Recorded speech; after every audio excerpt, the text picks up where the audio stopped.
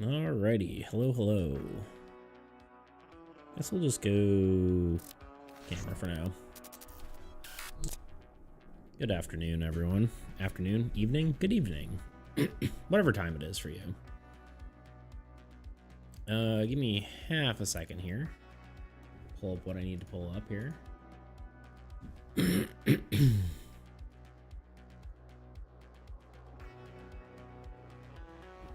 There we go.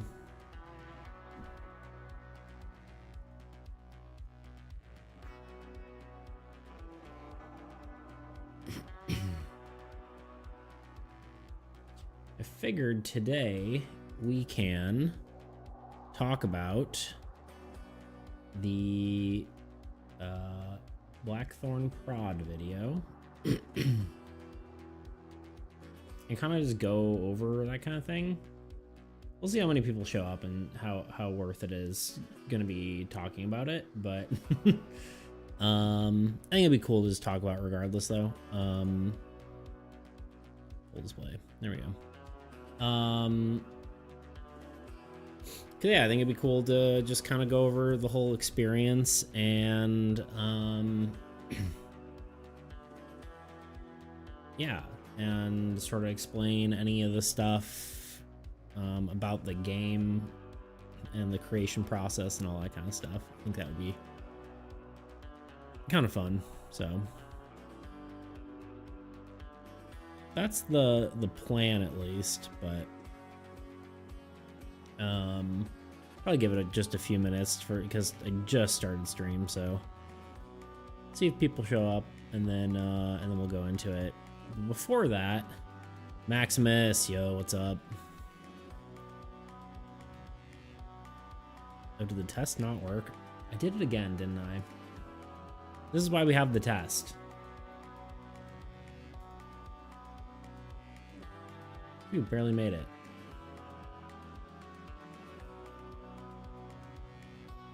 And the test was actually functional this time. Can I get another test? This is your captain speaking. Can I just get another test? Perfect. Beautiful. Yeah, the problem is they changed it, so when you hit activate, there's a big green button. I don't know if it'll show it now. Oh no, there's the activate selected thing, but it's by default selected. But my brain goes, it needs to be selected to activate the selected one. And so I click the selected thing and then I hit activate, which doesn't activate anything because it's not selected. And then it just doesn't work. Maybe that's a me problem, but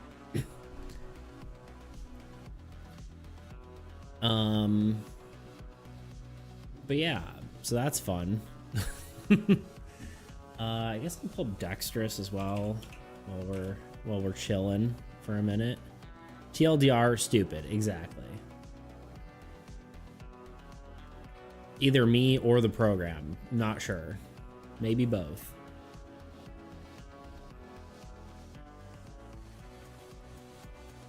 Yo, BK, what's up? Helen Wilmette. How you doing today?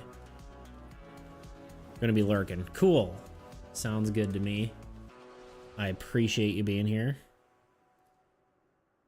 The goal is to talk about the experience making this game. Making two games, really. Doing well, working on start cutscene requires a lot of concentration because it's very finicky. I get that. Well, I don't exactly get that, but I do know animation stuff, so I get that. Why is everything so laggy? I don't know if it's just, maybe it's just Dexterous's website. We'll pull up that. Let me just open a bunch of things while we're hanging out here. Yeah, glad you're doing well.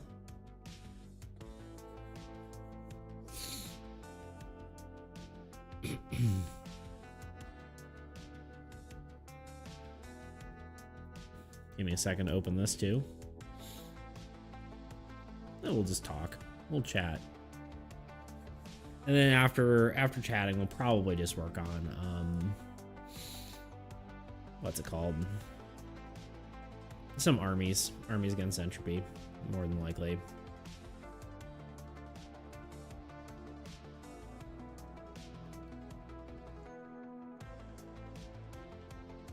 I also set this up so there's actual zones now.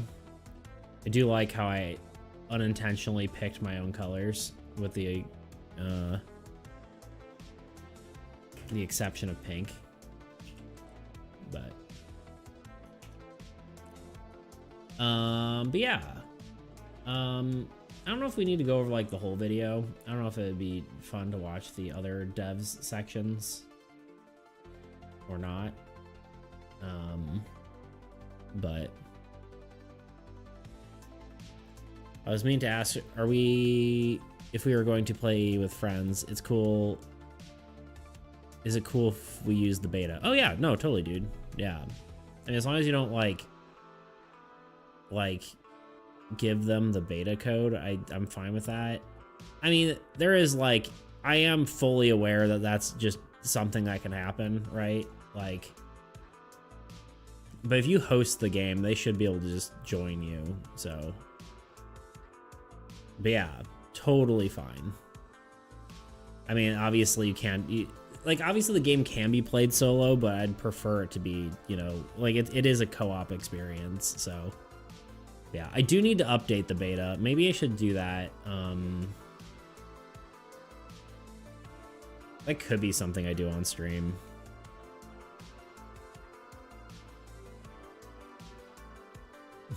Don't give him the code. I'm the only one who gets the copyright you and Why do I not know Melissa? Melissa? Am I uncultured? More than likely. Ah, yeah, wait. Yeah. Sorry. Gotcha. Anyway. And the answer is yes, I am uncultured. Anyway, here we are. But yeah, no, totally cool to play with other people. I would in fact prefer it that way. So yeah. I guess we'll just go for it, right? I guess we can stop the music for a second. I'm trying to see how this works because I can desktop audio. Don't let me destroy your eardrums.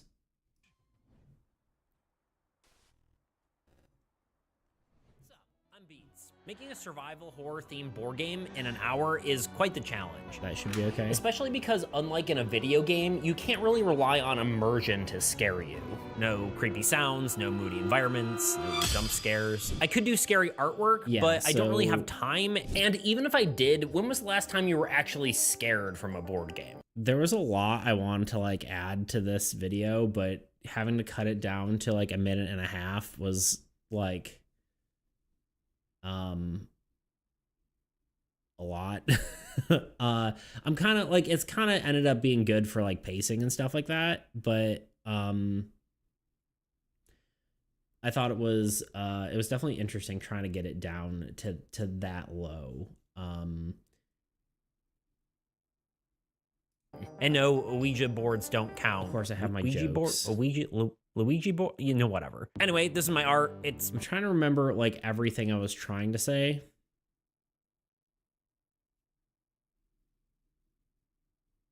Although, honestly, cutting it down shorter than you want focuses to be more the cream of the crop in a way. Yeah, it's only the important stuff, right? There's no like me droning on about other stuff. Which is maybe something I need to like approach more. Also, there's no music if that's intended. Yeah, because I was figuring if I play the video, you can hear the video when I'm playing it though, right? Really bad. I'm sorry. So all I'm really left with figured to provide a video horror and theme music is will the be kind of mechanics. And because I didn't have time to come up with a new mechanic, I decided to use one from the scariest game I know, Battleship. Kind of annoying. I'm attempting React content, guys. I don't think I'm that good at it, but yeah, so the interesting Okay, hear me out. Battleship has what is thing, and most of effectively the a interesting stealth part, mechanic, or like which the more can stuff help I build wanted to include suspense. So more of is, you know, this part, right? Where I actually explain how the game works and like my reasoning behind my choices, right? Because I could have done, yeah, like a lot of more graphical stuff. I could have like searched for pre-existing assets. Yeah, I kind of figured that. So maybe we just play music. Oh wait, no. Yeah, we'll just play music because you don't really need to hear me in the video. So let's do that. I didn't deafen you this time, so be happy about that.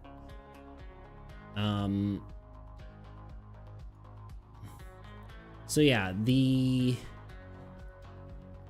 one of the interesting things is I used the board creator for the first time on Dexterous, which I thought was interesting. It's kind of weird because it doesn't have like a project save file like the other things, and these are like,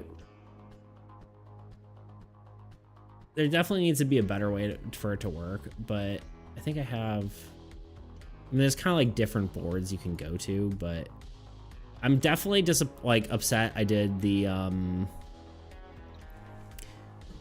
squares such a similar color. I should have just made them black and white.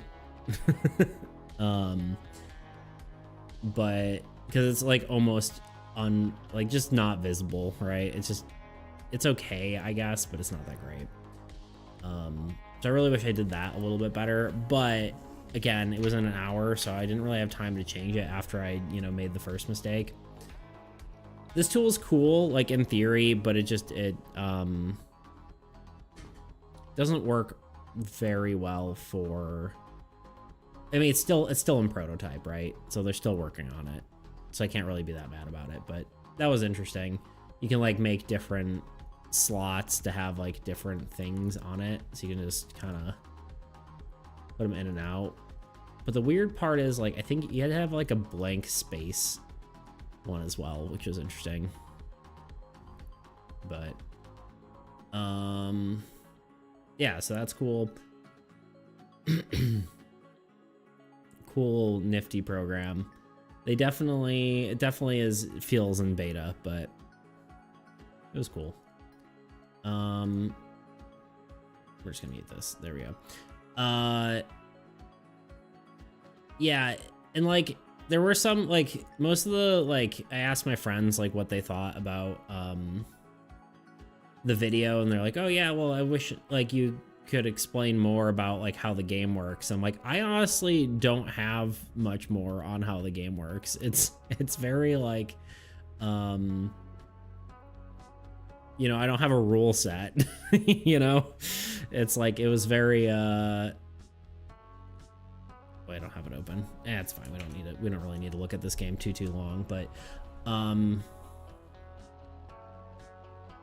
the game is explainable in like 2 sentences. Yeah, obviously there's like maybe 3 at most. Yeah, and even if not, like, even if like I could clear things up a little bit, I didn't have that written down. I didn't have the rules, right? Like, oh, what happens if this interaction or whatever, you know? It's like, I don't know. I made the game and I don't know, because I never took the time to actually, you know, solidify things. It was like, all right, this is my idea, I'm running with it. So, yeah, I think it could be cool to expand on this game eventually. This is like very back thoughts in my brain, but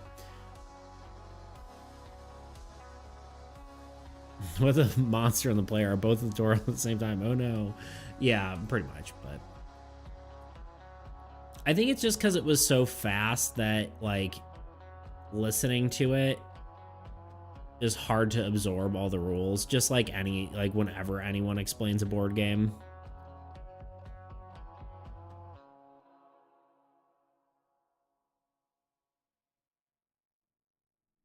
Oh, I don't know. Yeah.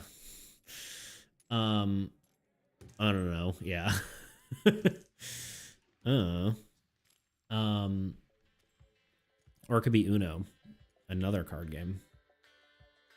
I think it would be cool to have like different abilities, like setting traps and like the monster being able to do certain things. And like, if it was card based, I think that could be kind of cool. But like you have a hand of cards that gives you different abilities rather than like the dice upgrades. Because I feel like moving 4 spaces at a time might get really boring. And just having a set movement speed is probably much better. Especially because, like, you know, getting a upgrade and then moving with like a bigger dice is just not going to end up being all that fun. So, yeah. If I were to ever expand it, I think that's what I would do. But I don't know. There are other games like this. My friend Kyle told me about some of them, or one of them, and then my friend Mike told me about them, and it's basically uses the same mechanic where you report things back to each other. I had no idea they existed, so I'm proud of myself for coming up with it independently, quote unquote, coming up with it. You know, it's Battleship, but I don't know. That was kind of cool.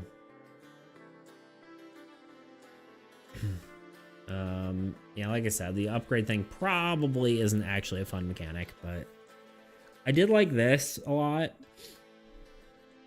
I think I would have,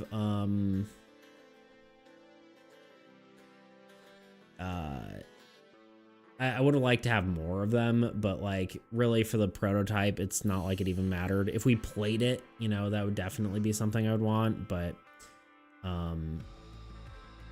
more cards to change the you know, how the game is played. But I think I mentioned this the other day too. I thought it would be cool to have the board be separate, right? Like the monster and the player board are two separate things, where so the monster might have different pathing to get to the player. I thought that might be kind of interesting. That way they have to like,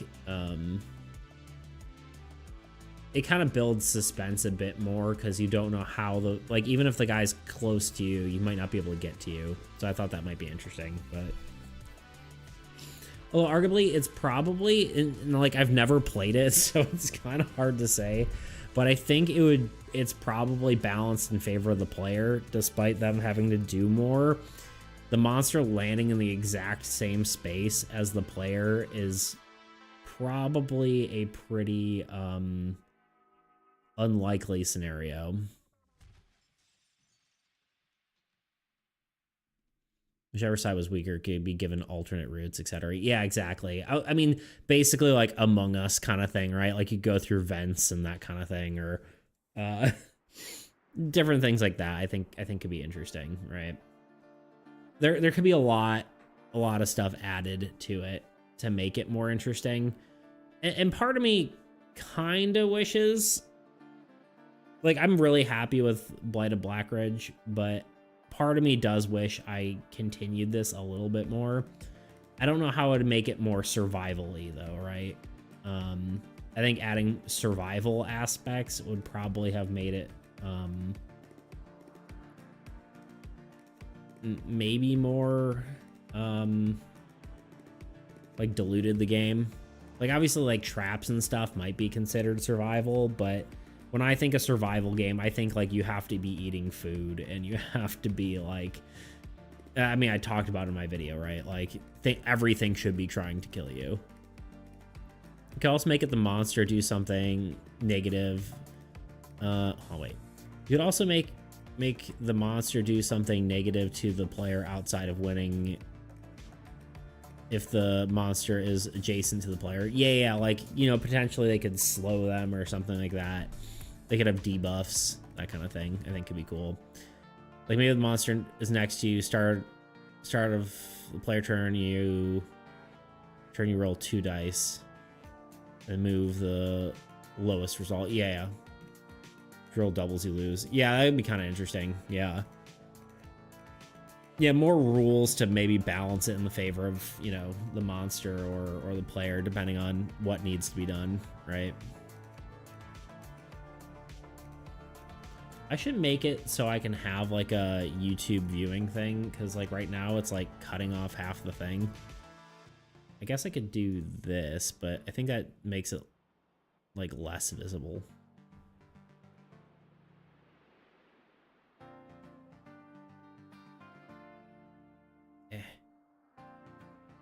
Hold on.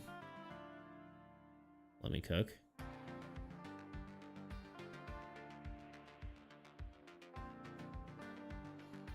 I should set up some more scenes for other stuff, apparently. But yeah. I mean, that was basically that. I think there could be more with this game, but and it probably could also be more fun as like a 4-player thing, right? With like more players trying to escape the monster could potentially be cool as well. But I don't know if I'll do that, but it's going to be in the back of my head there, and if I decide I want to do something with it, I might, but I'd be more likely to do something with my next game, which is by Blackridge.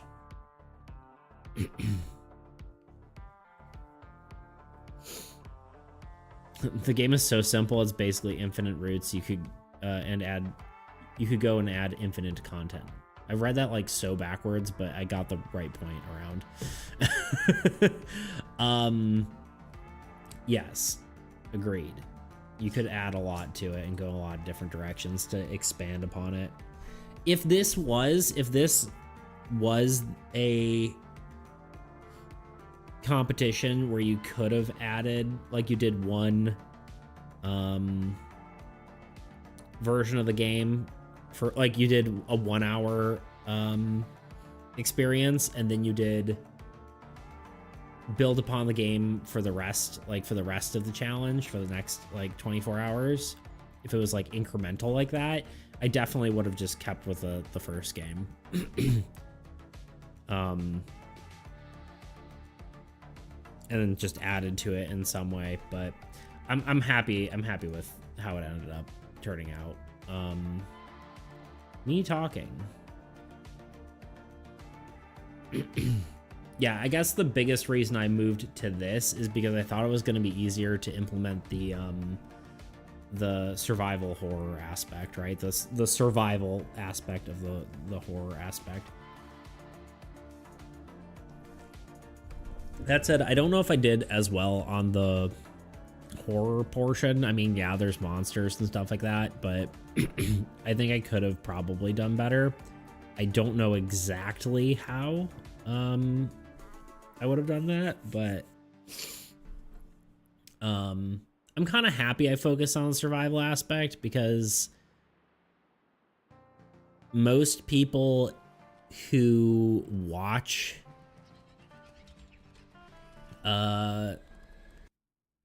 Blackthorn's videos are very sick of the horror game challenge, because they've done it so many times. So I think honestly leaning into that kind of worked in my favor anyway. Despite there being like maybe one person being like, it's not really a horror game. Your game was the one that felt most entertaining to me, but also the furthest from the theme. Yeah. for sure. Well, like I said, I mean, if you think of it as like, if it was put in front of you like this is a survival game without the horror aspect, then I think like this qualifies as that, right? There's like me eating food and like, you know, I guess some of the incidences should have been like getting diseases or something, but some of the like really negative ones that just did stuff was like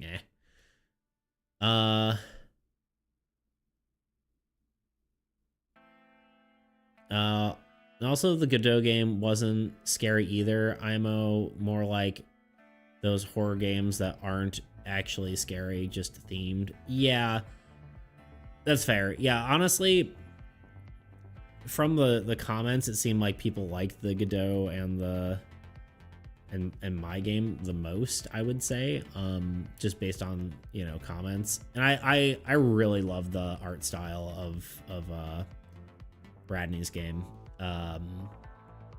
It's just very unique, which I think almost is what people are looking for more than fitting the theme to an extent, you know, especially with people being so sick of the theme. Like, oh wait, no, not that one. There's a bunch of comments. A lot of people also, I think, hate watch BlackThornProd, but if I had to pick between survival and horror and survival for your game, I would be survival. Yeah, exactly. Yeah. If I had to pick between survival horror and survival for your game, I would be survival. Yeah, exactly. Sorry. Just wanted to double make sure I read that right. And I agree with you. And I mean, I even said it in my video, right? Which is actually maybe something that I shouldn't have said, because I feel like saying it reinforces the opinion of people that's like, yeah, this game's not really that horror-ish, you know? And then so that made people be like, oh, yeah. It's because I did throw another theme in there, and if I didn't do like the cowboy theme, I think it probably could have seemed more scary. Like, if it's like, you know, you're in a cabin and you're trying to like survive like a murderer's attacks, and you know, like make it like more like a typical horror theme, I think maybe it would have felt more that way, right? The Unity and Unreal game weren't bad or anything. They just kind of blend in with most horror games. Yeah, exactly. They weren't as original, right? I think that was the thing, which is fine. You know, it's a 24-hour game. It's I can't even like say anything because I don't even begin to know how much effort that would be, right?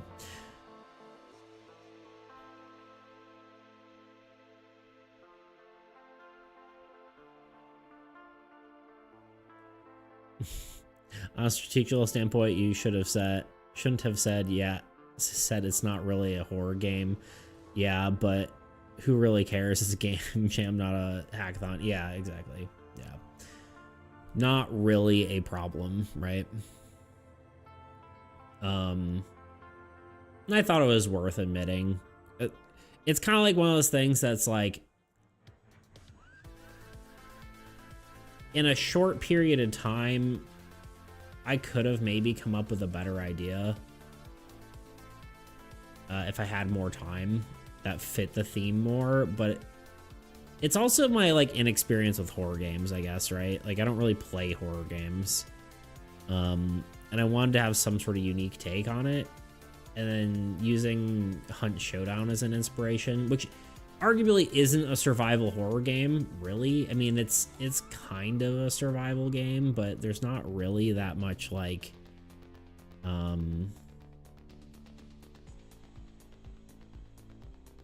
like there's some eating, but it's not like you have to eat to survive, right? Or any of that kind of thing, right?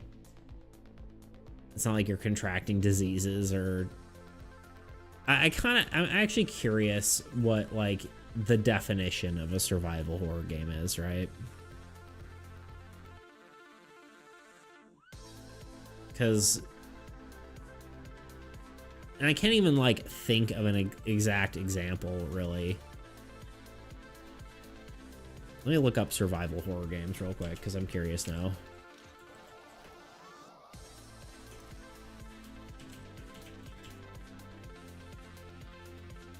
A game where you survive against horrors.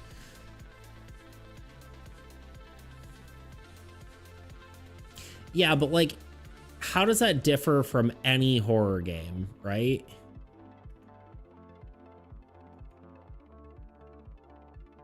Don't Starve.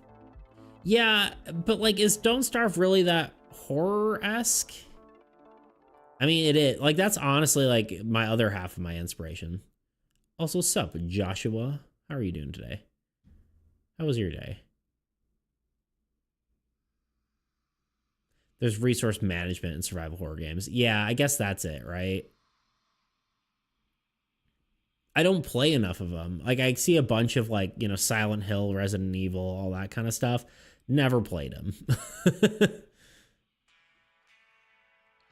Sup? Good, dude. Nice. I'm glad.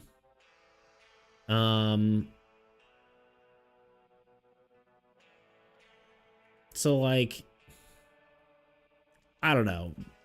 I probably didn't hit the prompt on the head.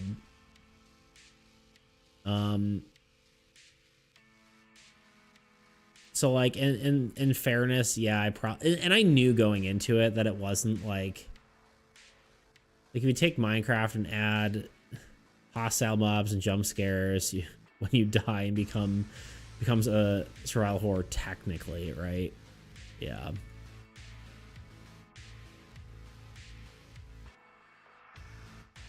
Apparently Steam doesn't want to show me what survival horror is. Let's see what the wiki says. Flashbang. Survival horror is a subgenre of horror games, although combat can be part of the gameplay. The player is made to feel less in control than typical games, although limited ammunition, weapons, health, speed, vision through various obstructions of the player's interaction, the game mechanics. Players are also challenged with new paths and areas and solve puzzles to proceed through the game.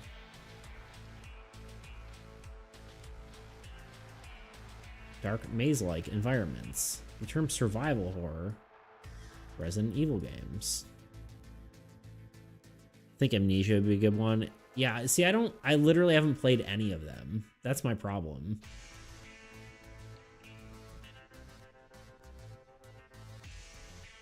So basically Minecraft, but resource spookier and scarce environments. Yeah, so it's like, I don't know.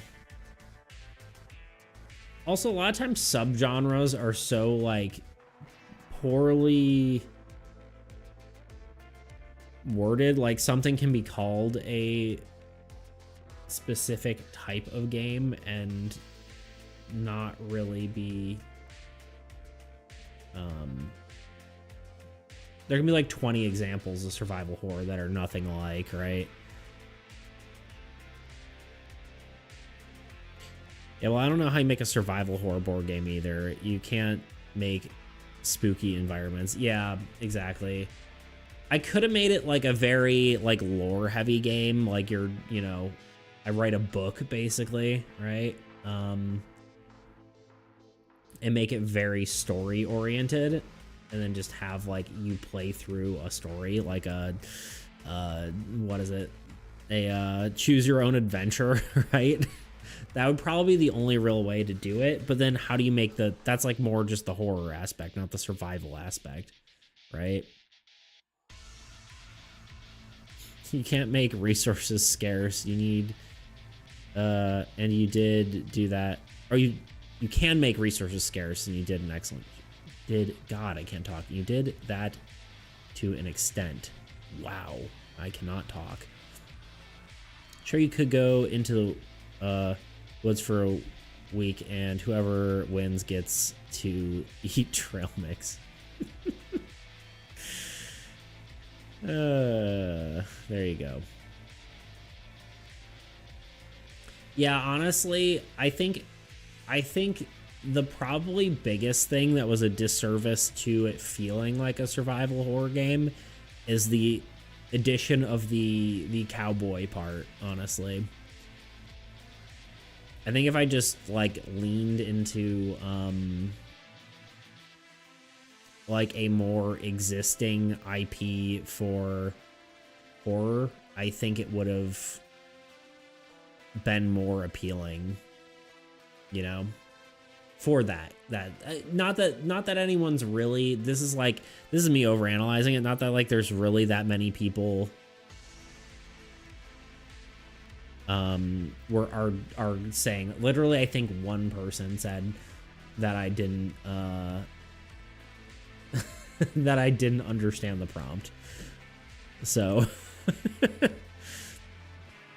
it's not even like, this is just more a reflection on myself than anything else. Like if this was a competition, like where I was, you know, maybe going to make money off of it, or something, would it have been,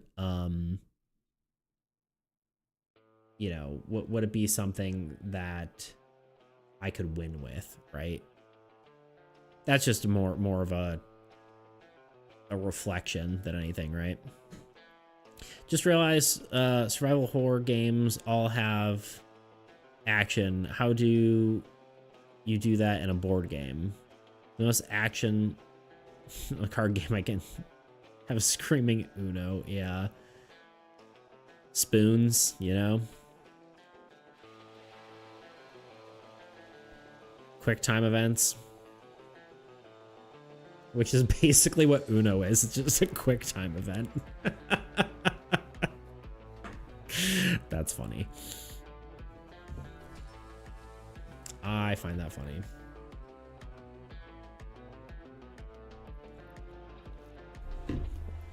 Which is funny because there is like an Uno like online game, and you have to like, once you get Uno, you have to like quickly hit space to call Uno, which I find hilarious.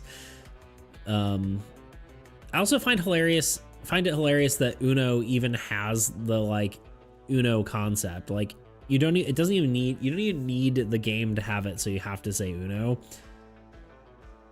But it just happens to be a mechanic of the game, which I find funny. Anyway, again, I'm happy with Cowboy Beats.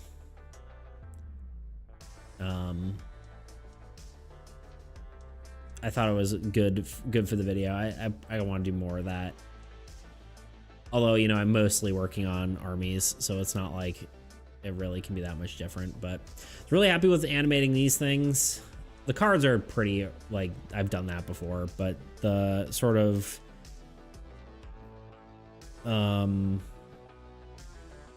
animated card sort of thing with like these, I was really happy with. It's not perfect. Like it definitely could have been like cooler looking. I could have had some more movement in here, but I thought it was a cool thing to do. I wanted to explain the dexterous process a lot more because I think it's really interesting and it's been so freaking helpful for me. So this is one of the things I wanted to explain more in the video, but I didn't, because like at first it was going to be like one of the main things I talked about, like one of the 3 main things I was going to talk about, you know, the theme and why I chose it and all that sort of stuff, the dexterous process, and then you know, the implementation. But I was at like 6 minutes of script. I'm like, this isn't gonna work. So so I didn't do that. And here we are.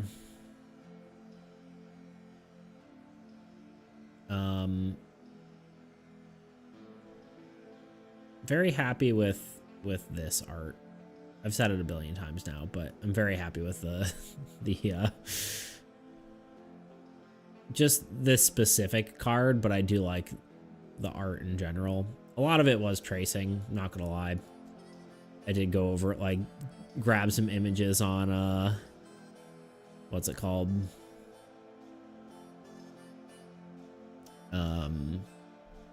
You know, Google, and just traced over things, but unrelated. But of the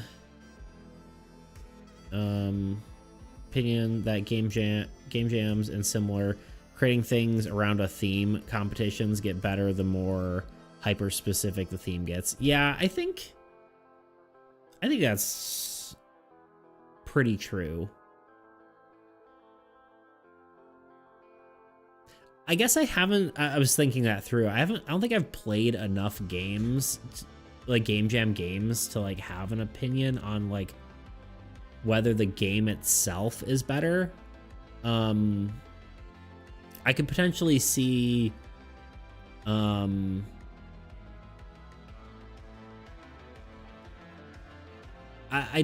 definitely get that the people would have to find creative uses for the theme, right?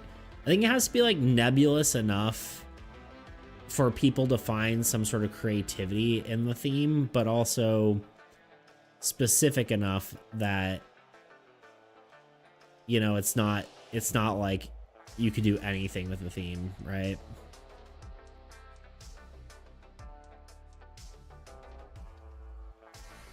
Like when I learned that the theme was survival horror, I kind of got a little sad. I don't know how to say it. I don't know how to say what I felt yet. Disappointed maybe is the like right word, right? It's just like, that's kind of you know. I was just baffled because they've done so many horror genres, and I was like, okay, well, I guess we're doing this again. But I guess disappointed, I don't know. Yeah, I think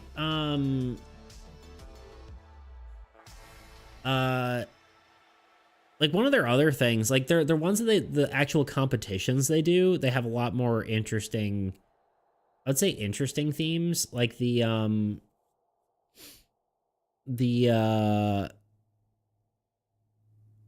who joined the server today, Nerd Chomp, his was like the one that he did was, sorry, I didn't mean to go out of this.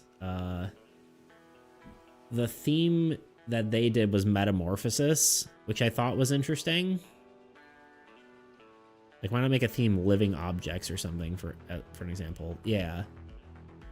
Yeah, all the other ones that they've done, the actual like money challenges, like this one was Metamorphosis. It was great. Which is the other one? Usually the one that they have, yeah, where there's money involved, they have like a better, I think this one was magnetism or something, or no, maybe it wasn't magnetism. It was like, I can't remember what it was. It definitely wasn't magnetism. One of the guys had like a magnetism mechanic, but that wasn't it. What was the other one? It was the one that Dryden did. And it was oh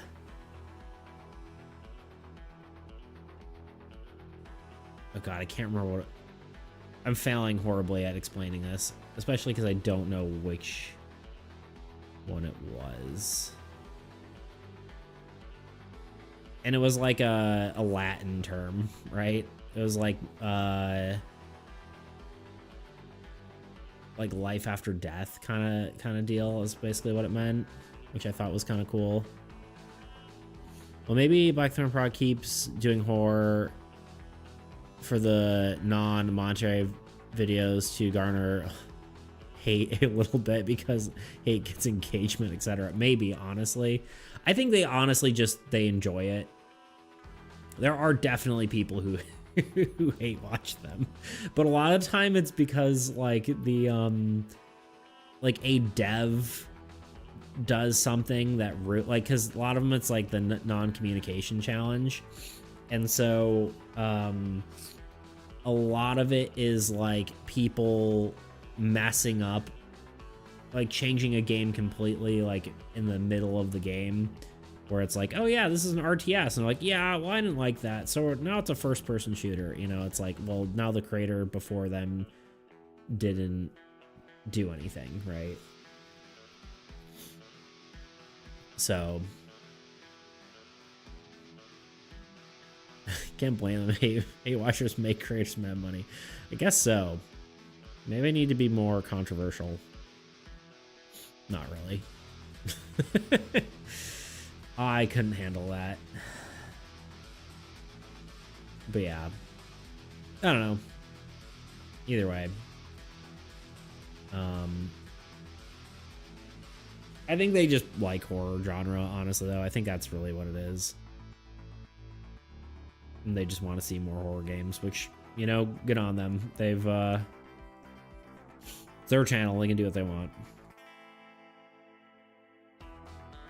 I suppose. Yeah, where is it? This one? No, it can't be. I think it was the one for yeah, they've done so many of these. I don't know anymore. Whatever. Anyway, back to the video. Yeah, this animation I was really happy with too. This is the second one I did, so it ended up, I think, working out a little bit better, but it was a little shorter. There's some like errors in the animation itself, but one of the things was the things I wish I had time to do was the corruption mechanic was originally going to have more than it just being a different form of damage, because right now the damage is just permanent, and corruption can be removed through a few various things. But the original idea with it was that corruption was going to be able to be used for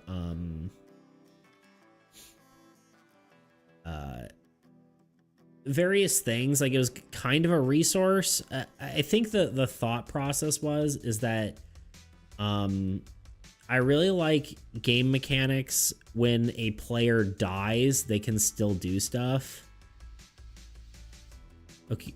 Oh, I could tell you meant corruption to do more because they wouldn't be separate otherwise. Yeah, that was the goal, was to originally have it be yeah, I honestly didn't quite get there. I knew I wanted like a sanity mechanic or something like that. They used to actually be different cards. They used to be like hysteria and like different like mental conditions, basically. But I kind of crunched them down because I was like, I don't know what this is yet exactly. Actually, I could probably bring up my I keep doing this. Maybe I am. Oh. Let me bring up my my documents here, because yeah, I definitely want there to be more. I think it worked out that one's, you know, permanent, one's not. Like, it kind of worked out in the end either way. But yeah, it kind of felt too samey. I kind of wish there was more going on with it, but at the same time, it almost doesn't need it.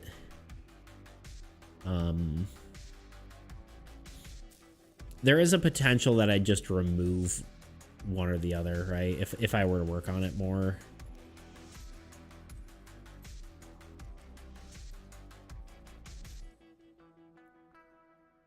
Yeah, actually, so here's my original brainstorm document. Technically, I did this before actually, like, I did this for like an hour before starting either game.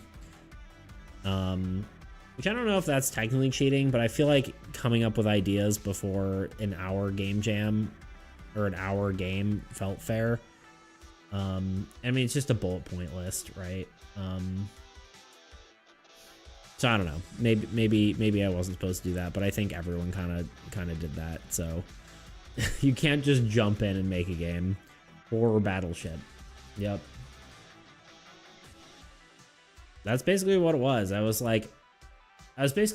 started by writing out like what elements are there in survival, which is crafting, multiple ways to die, sanity, exploration, resource gathering, base building, combat fatigue, day night, weather, disease. Like those are like, these are survival aspects.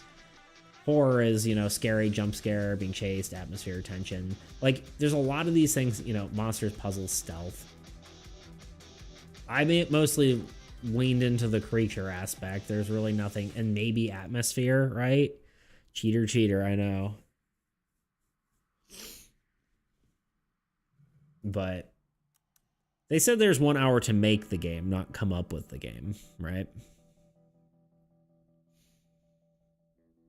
I'm pretty sure none of those, no one in our group really like. I don't know. Maybe this is a slight cheat, but I don't know. I hope people took some time to think about it first. But I don't know. And then yeah, this kind of evolved into like multiple ideas. I was like, okay, Battleship's a good idea. Because I was originally going into it. Yeah, no one cares. It's a YouTube video, not a competition for money. No one cares, yeah. If they care, the deadline would be exactly 25 hours in the future anyway. Yeah, exactly. Yep.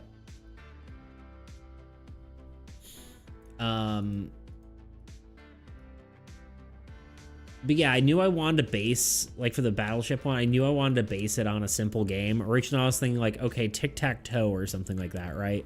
Rock, paper, scissors, an existing game. And I don't remember when Battleship came to mind. I was just brainstorming and it kind of came up. I'm kind of,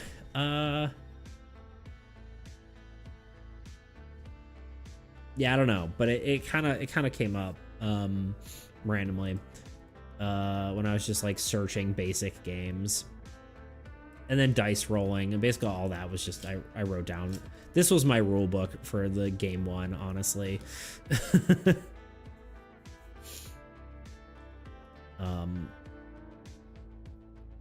And then I, you know, wrote down what I needed. I think I also worked on this during the game as well. Like when I was like, okay, what do I need? You know, that kind of thing. But either way. And then oddly enough, this started out much less thought out. I guess part like the Blight of Blackridge started out much less thought out. And I used more time during the 24 hours to actually flesh it out because I figured I had it, right? So, yeah, basically, like, I knew mechanics I wanted. I knew I wanted monsters and shops and locations. I kind of wanted it to feel like you're going around from place to place, like mercenary style, right? Which, you know, was interesting. Locations end up being events, you know, or incidents, whatever. Yeah, I wanted a sanity mechanic. I wanted health. Because, yeah, the corruptions basically was supposed to be a sanity mechanic. But it ended up working the same way.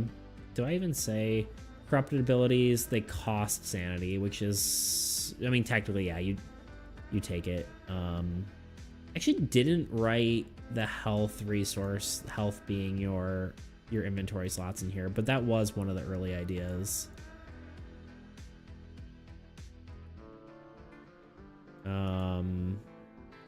Betting. I don't know what mystery pile means. But I wrote it down. And I eventually went into a bigger document for that one.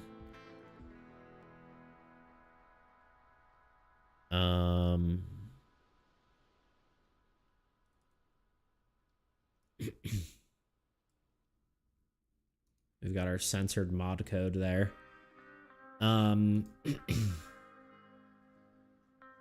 Yeah, and then I kind of, this is like the rules I wrote when I was actually doing the game, but I obviously did more later. There actually wasn't a whole lot written here, but I mean, really the main concept though, for my main thought, yeah, see, I wrote it down. Corrupted cards, insanity, hallucination, hysteria, mania, delusion. So the idea was like it was gonna be sort of negative effects, but I didn't really want it to be even more punishing than it already was. Like it's already taking up your inventory, so you don't also need negative debuffs on top of that. I thought that was gonna feel really like really bad because you're already losing item slots. You don't need, you know, something bad. It could have been something like, you know, Risk Arraigns, like blue items or whatever, your sort of trade-off items, right? I think I was maybe thinking of something like that. Where, you know, you gain some sort of benefit. Maybe you dealt more damage, but you, I don't know, couldn't do something else, right? There didn't end up really being enough mechanics where that really made sense. Yeah, I don't know. Maybe you deal more damage with a weapon, but you can't bet as many cards or something like that, right? My final idea before I just kind of decided I didn't have time was that after you were fully corrupted and dead, you could use your corruption in some sort of way. Like you became a ghost or something along those lines, where you would then use that corruption after you're already dead, right?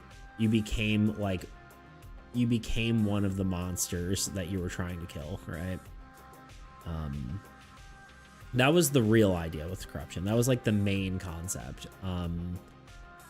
For a few reasons. One, because I really like the idea of, I really like when games let you do stuff even when you're dead, right?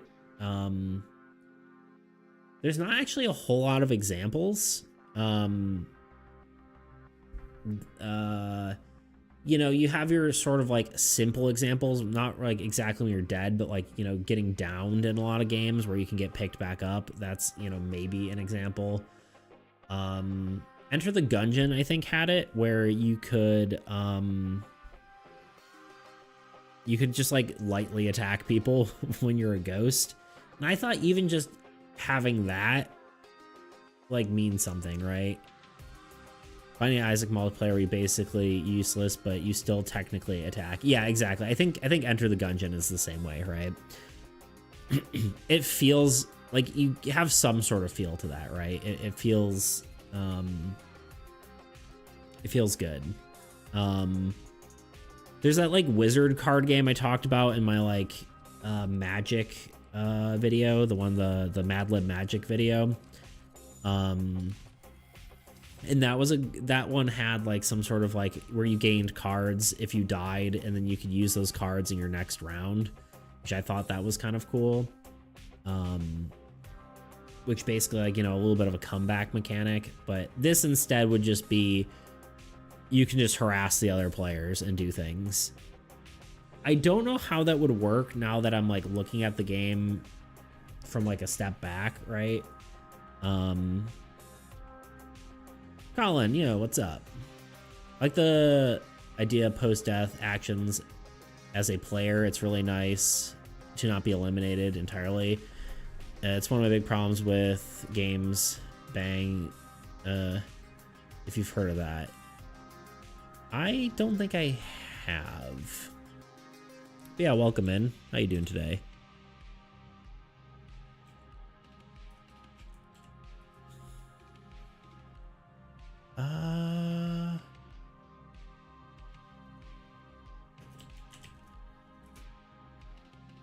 Oh, you know, maybe I have heard of it.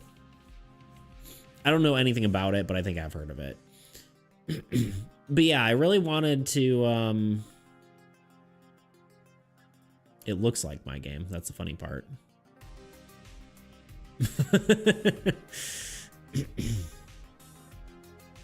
Same aesthetic, same wanted poster aesthetic. I'll have to look into that. That's kind of funny. Because it looks very similar to this.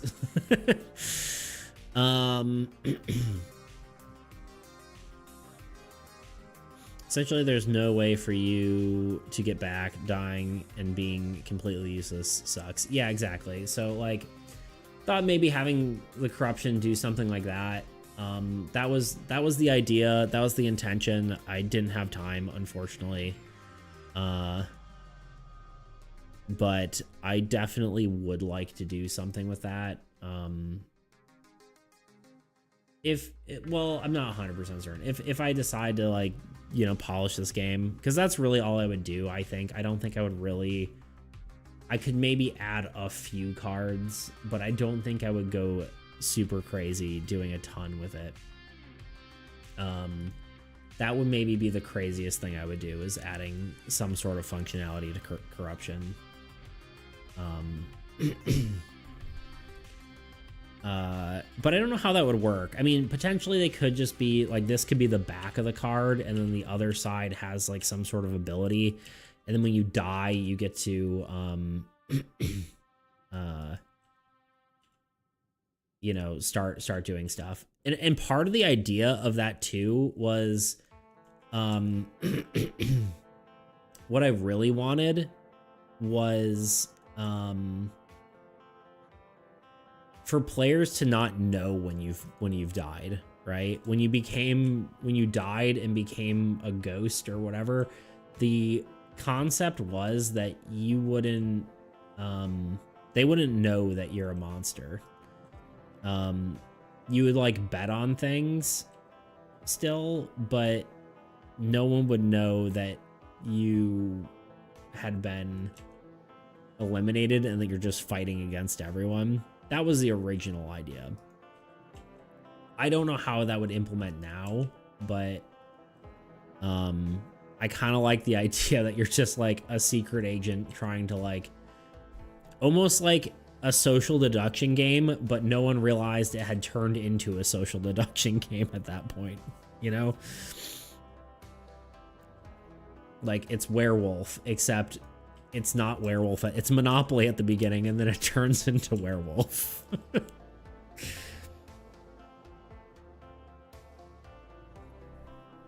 So I'd really like to do that. I'd also like if I were to work on it more, I would like to make the games go quicker. The rounds should be faster, I think. You shouldn't get through the entire event deck. That should be a rarity. Like half an hour game max. It ended up being like, it depends on the number of players, actually, I think, because I think 1v1s ended up being about like 30 minutes, but 4v4s ended up being like an hour, which is kind of interesting. I guess because less people are like attacking each other, and I don't know, it's kind of interesting. But yeah, that was the goal with corruption. What else was there to talk about on that?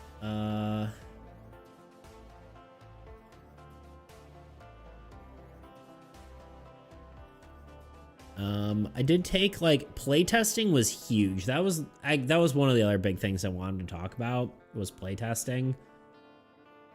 I did like 4 playtests.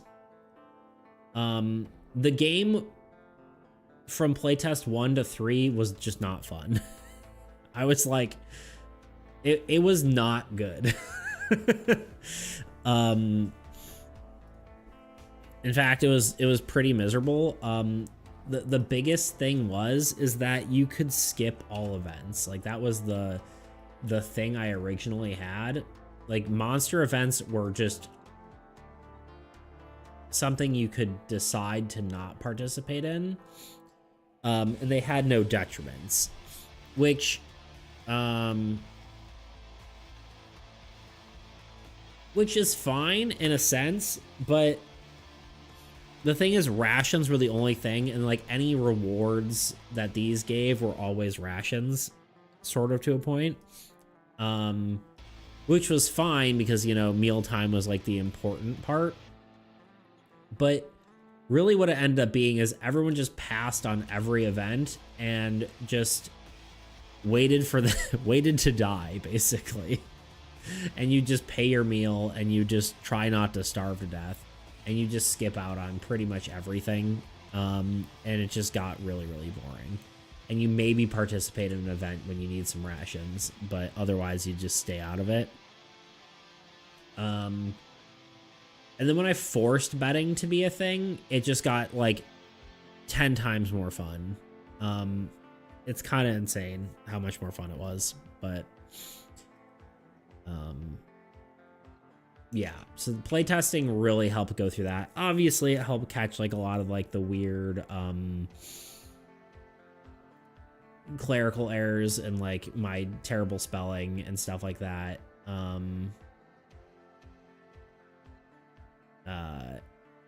I definitely named a bunch of things wrong, and so my friends helped with that, but yeah, playtesting was invaluable for sure. So thank you to my friends for that. But yeah.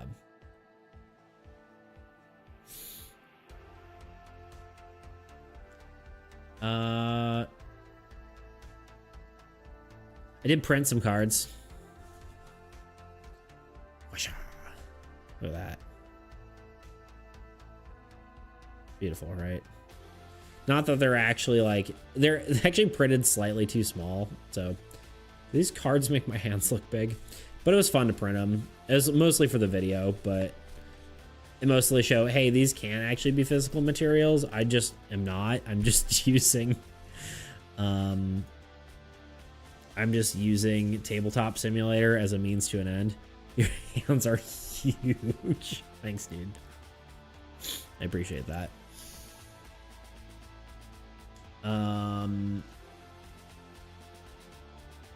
But yeah, corruption damage definitely meant to be different, but it's okay.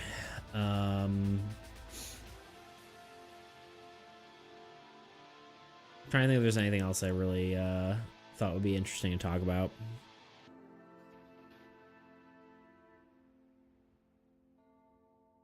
There's me. I don't know if anyone found the joke at the end funny, but maybe the real monsters are the friends we made along the way. But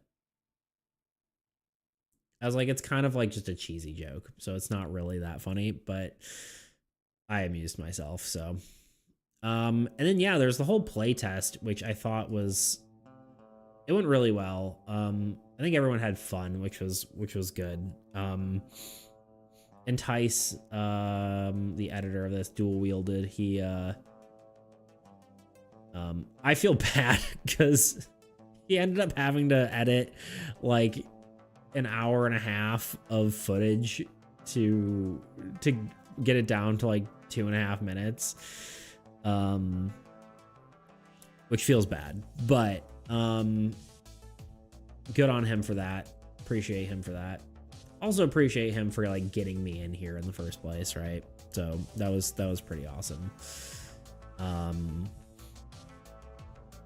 But yeah. Yeah, it was fun playing with these other guys too. They were cool dudes. I definitely want to do like more collaborative stuff. I obviously like that kind of comes with knowing people and having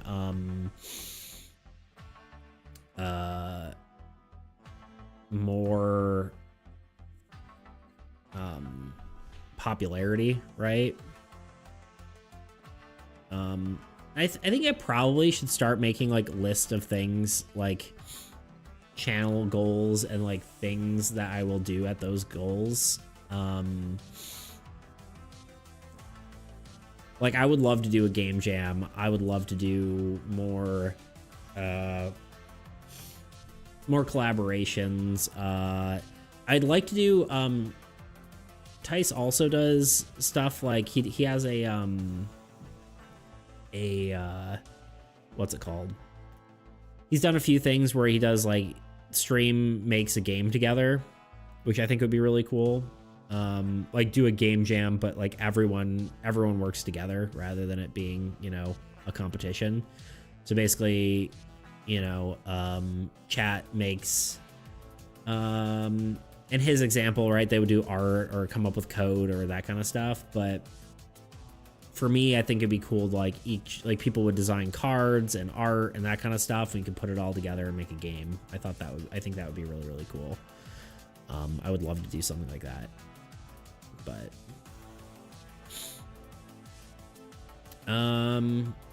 so yeah, I kind of want to make that, maybe like make goals for that. Obviously it's kind of hard to know how, like, even if I get, you know, 10,000 subscribers or whatever, it's kind of hard to tell whether the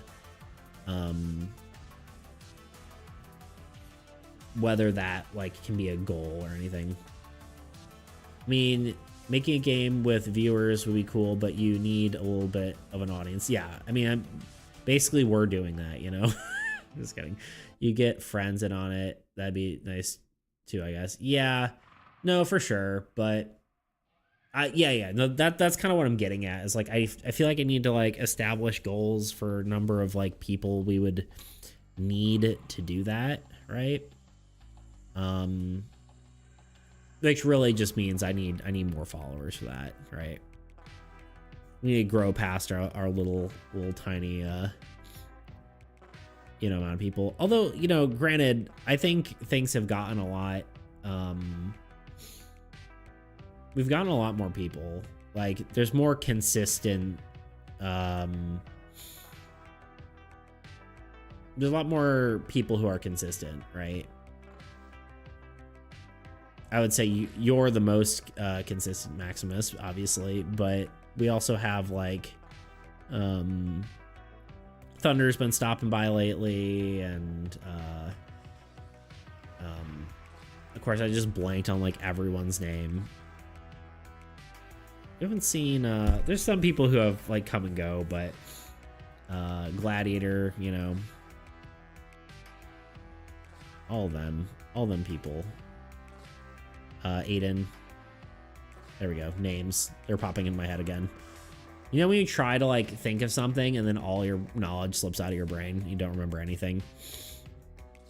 If you made a game with viewers, it'd be like me and a couple others peak stream. Not terrible, but just one or two would be better. Only just found your channel, but I'll be back in the future. Your content is amazing. Thank you so much. I appreciate that. Thunder's kind of around. Glider is somewhat rare, but they come around. Yeah, Anonymous is sometimes here too. He's been here a lot more than I think anyone else. At least participating wise, right? Like he says a lot. Well, I guess Thunder says a lot too. We used to have YZ, but he disappeared. Yeah, I appreciate it, Colin.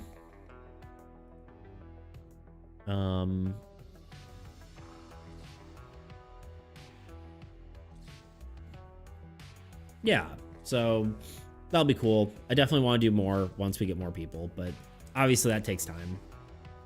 Which is kind of like sad because like I feel like it's like a really engaging experience, right? To have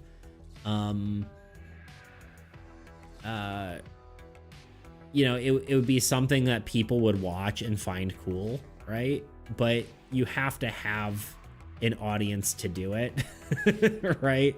So it's kind of weird because like to gain popularity, you need more popularity to gain popularity. It's like very like cyclical, which I find interesting, but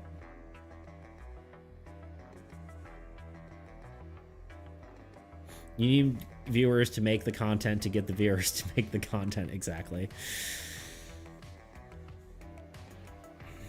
So,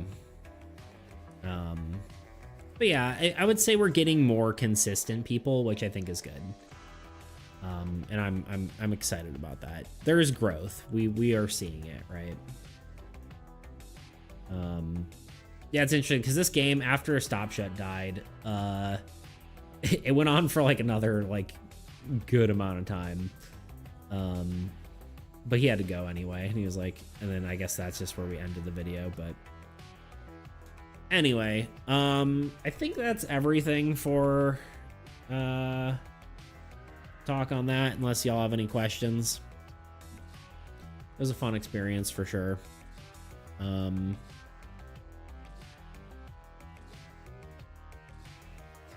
Yeah, I guess my only real complaint was that I felt like the hour and the 24-hour thing could have been more related, but at the same time, it's not like it really mattered, and I'm happy with both games, so I really nothing.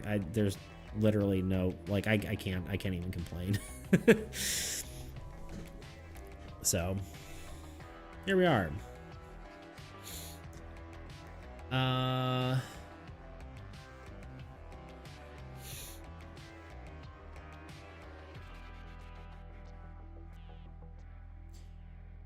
mean, the 1 hour game is for video pacing, and I can see what really helps the videos flow. Yeah. It's basically cool as long as you make something. Yeah.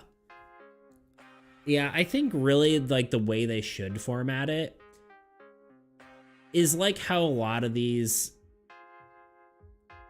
sort of challenges, because this format is in like 1,000 different things, right? Like people do it's like, oh, I'm gonna draw something in a minute, and then draw something in 10 minutes, and then draw something in an hour, and then see what it looks like. That's a format, right? I think they could have made it build, right? You could be like, here, this is a 1 hour. You have to have a playable game in an hour, and then you expand on it afterward, right? That would probably be the way to do it.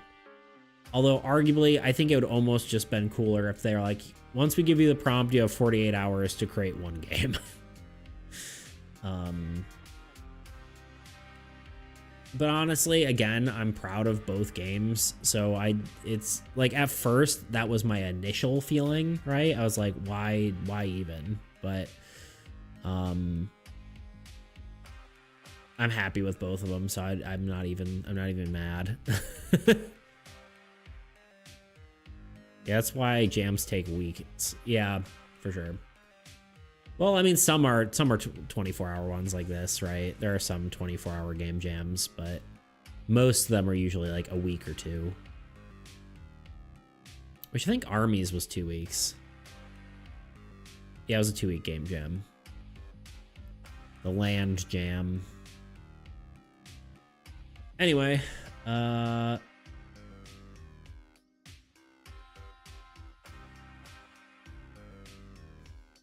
let's see. Oh god, it's so flashing. All right, we're done there. Anyway, that was what I want to talk about there. Now what? We could work on the rule book. We could work on our skyship art. We could just chill and talk about our feelings, you know. No, I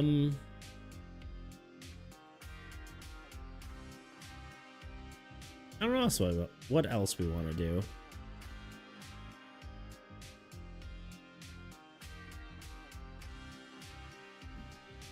Probably, I could do rule books for a bit, maybe. I don't know how much brain power I have. It is the end of the week, and I did a lot of work on the video today.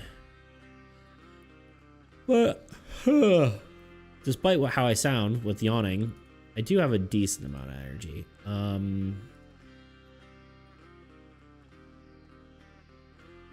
So maybe we'll do some obligatory rulebook editing, just because we kind of have to. It kind of needs to get done. The problem is I don't know what I could just tackle in a short amount of time. Because a lot of it...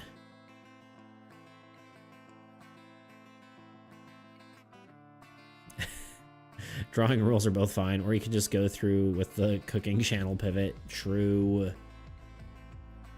I could just do, I made some decent food today. Made some fried chicken, and I did, I have a way I like doing Brussels sprouts.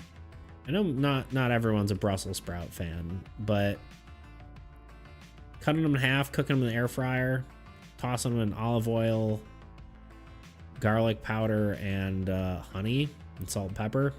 Yum, yum, yum, yum, yum. You know what I mean? Brussels sprouts are beeping amazing. Okay.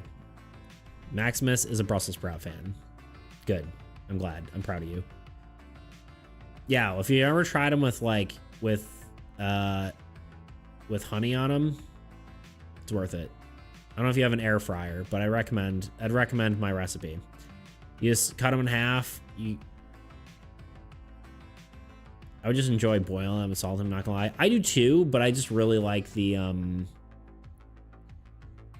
way I make them. I'm really happy with them. I'll eat them anyway, any which way. Adding a little bit of sweetness is yummy, you know. It's probably the American in me, you know. What am I trying to open? I'm like just staring at my second monitor, not remembering what I'm supposed to be doing. But yeah, they're good.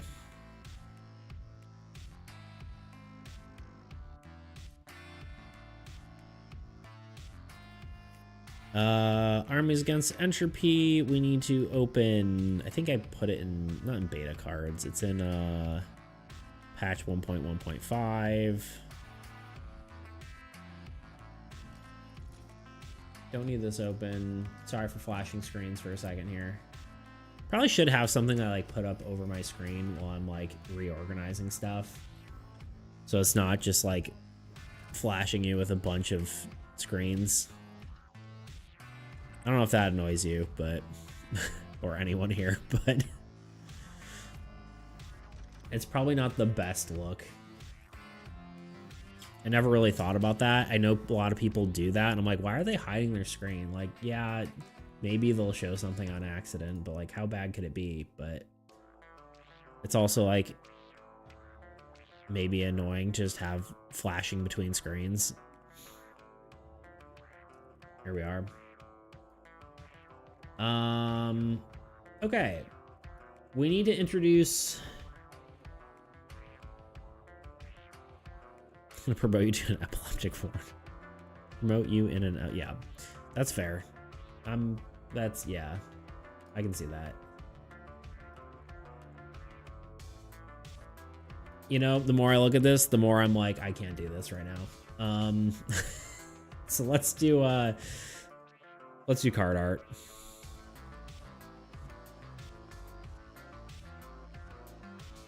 We only have an hour and a half anyway, and that might be a perfect amount of time to finish this airship and call it good. I think I might need to do one more sketch on top of this sketch to actually like fully get this to work. But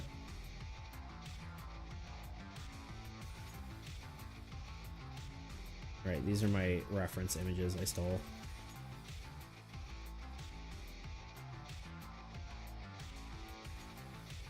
And this one.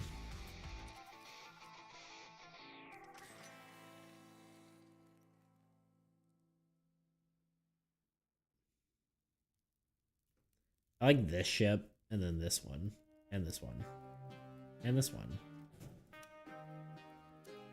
I like the whole right side of the picture.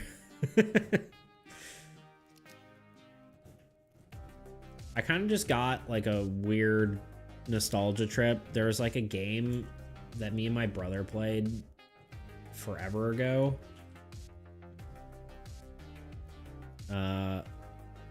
Was that one? Yeah, I think it was called Admiral Sea Battle. Is that what it is? Hold on.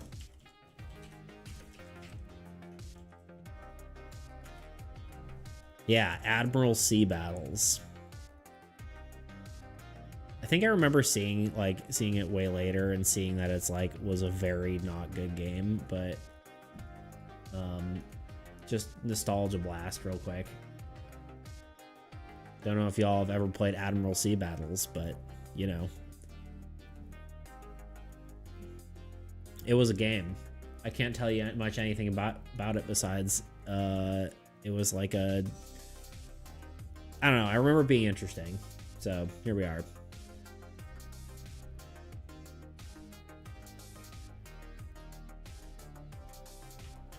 I think maybe we can force the perspective just a smidge more, because it ended up being kind of head on again.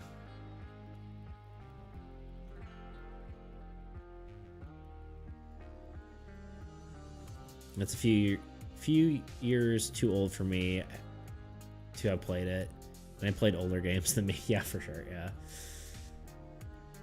Yeah, when did this one come out? 1996. Yeah, I mean, I was, what, 2 when it came out? So,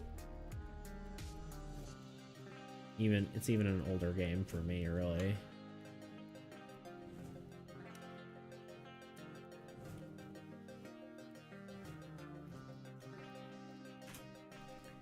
Okay, we are Sketch 2.0 here. It is time. I'm not sure how I'm feeling about this, but it's certainly something.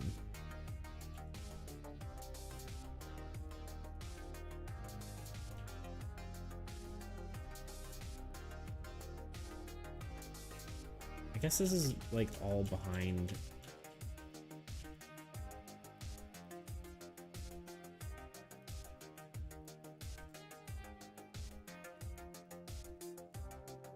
I'm trying to see how some of these references do it.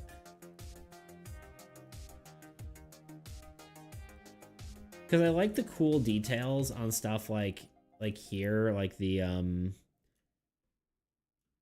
like you see the rudder and stuff. Not the rudder, but like sort of the back area where it's got this cool sort of shape, right? They got some like these cool shapes.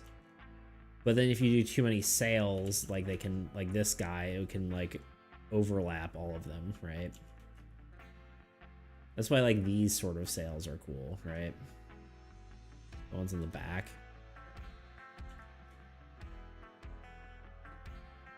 I don't know.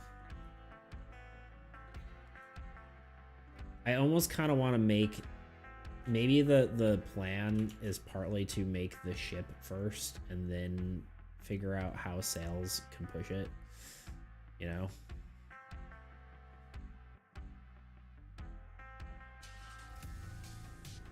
So, like, I like this sort of.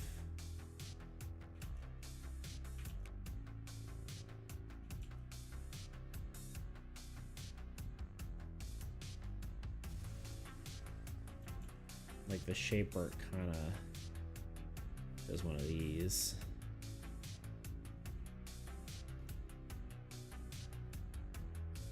Actually, it's more like this.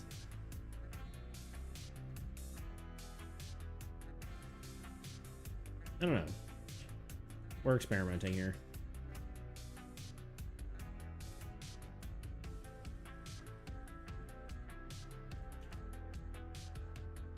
Not sure it works in like a shorter format though. It almost needs to be like longer.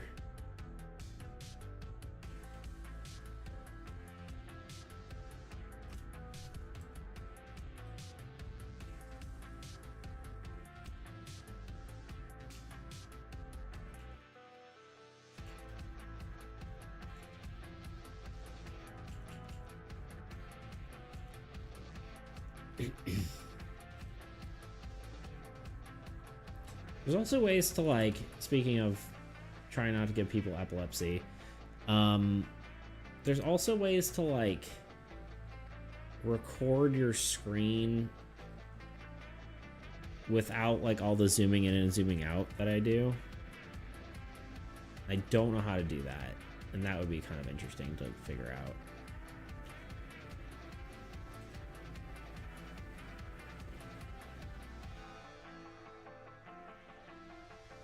I also just pull these references up on a different screen so I don't have to keep, again, blinding people.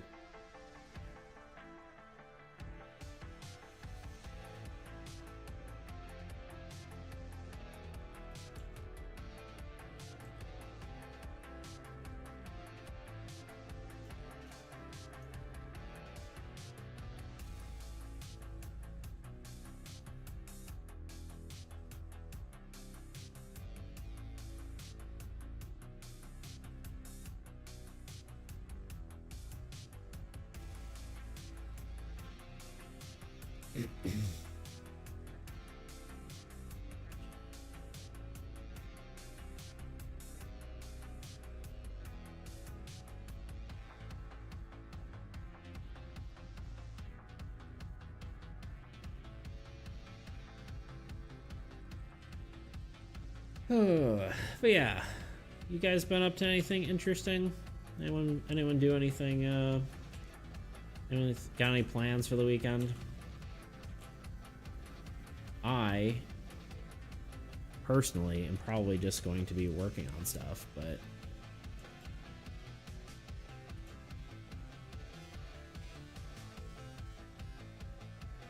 although maybe I'm doing some stuff with my family. I'm not entirely certain. My mom mentioned something about that, but not entirely certain. I'm kind of like ignoring the undersketch. I kind of just completely ignored it. Traveling internationally right now. I've got a big board game night planned with some friends when I get back. That sounds awesome. You know what game you're playing? Or just like a bunch of games?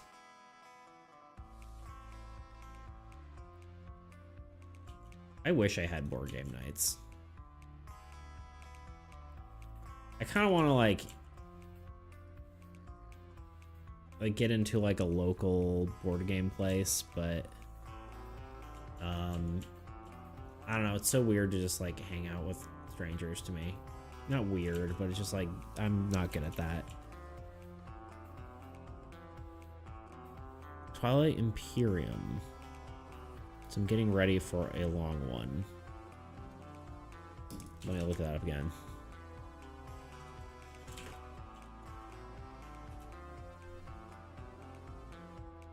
Gotcha. I have not played, but looks complicated for sure.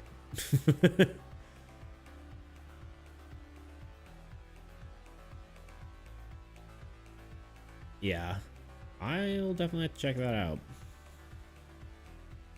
Yeah, it's funny because like I feel like everything I've ever done, I've always had a lack of experience going into like existing things. Like I haven't really played all that many board games, right?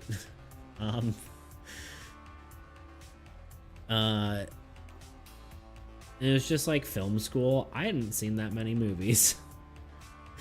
But I still went to film school because I wanted to make them, right? Just because I hadn't seen a lot didn't mean I didn't want to make them, right? Make movies. And same with board games, right? Like I've made board games my entire life, but I haven't really watched nearly or like played nearly as many as I probably should for like reference, but it's just kind of interesting. It's only weird until you get to know them. Most of the people at local game stores are nice. That, yeah, no, honestly, I'm sure they are. It's honestly not even like me assuming they're like weird or anything, right? It's mostly just me being socially awkward. That's pretty much all it is. me, not even awkward, really, just social anxiety, right? That's mostly what it is. Wish I didn't, but here we are. That's a practice thing too, though. Like everything else. I definitely have that as well, so I get it, yeah. It's a very strange thing, but to have. Like, not that it's like abnormal, right? But it's just like, it's weird that humans have that as like a thing. A thing that they do. Why you do this, brain? Why do you prevent me from socializing? I'm sure there's a perfectly valid evolutionary reason why we do that, but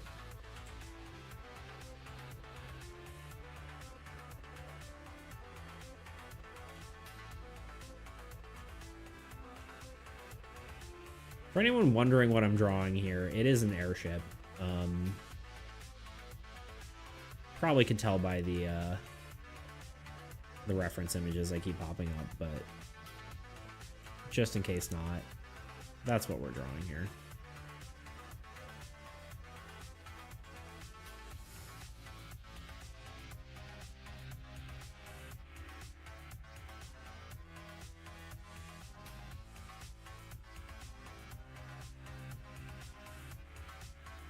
At least that's the goal.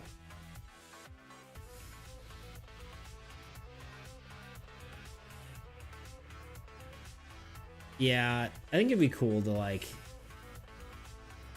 I mean, not even just for like not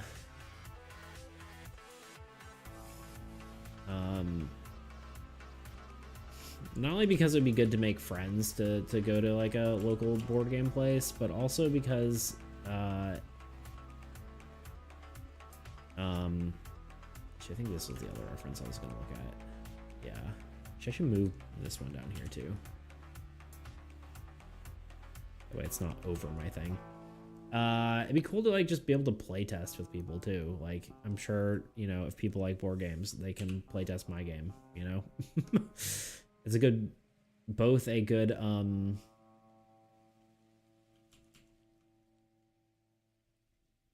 what's it called? Business decision and a social decision. So it's really a no-brainer, but sometimes that doesn't make it any easier.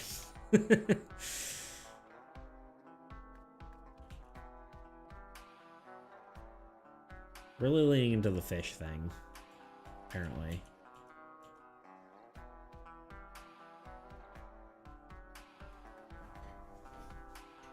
Leaning into the fish boat aesthetic.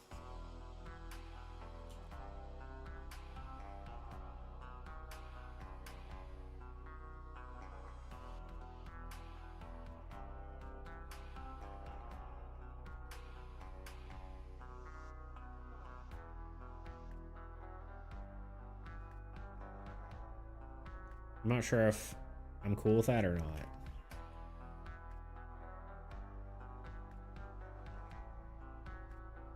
And they kind of just look like fish, right?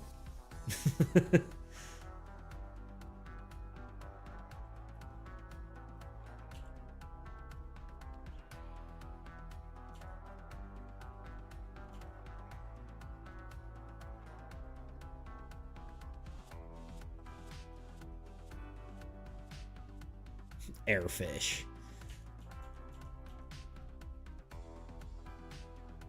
Pretty much. Pretty much just airfish. Airfish boat. Boat. Air. Airboat.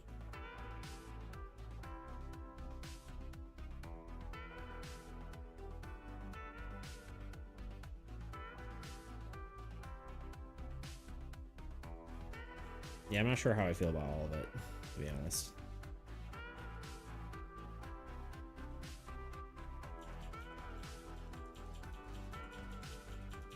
Undo everything.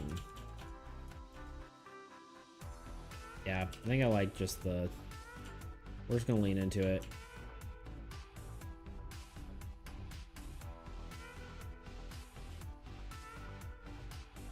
I need to hide the original sketch because it's not helping me anymore. Okay. I think having like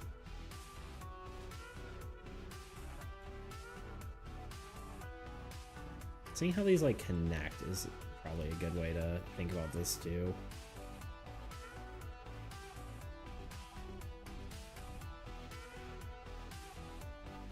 Yeah, because it probably makes more sense to draw like a mast and then figure out how the sail connects to that, right? Rather than just drawing a sail.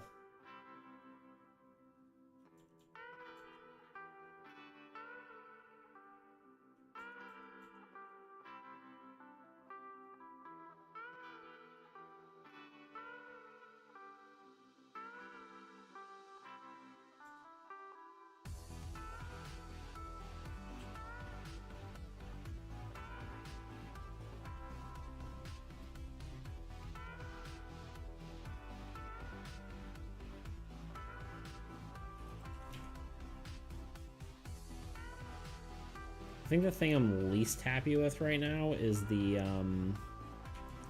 just the flat of the deck area. I feel like it could be more interesting. Maybe that's just because it needs detail, but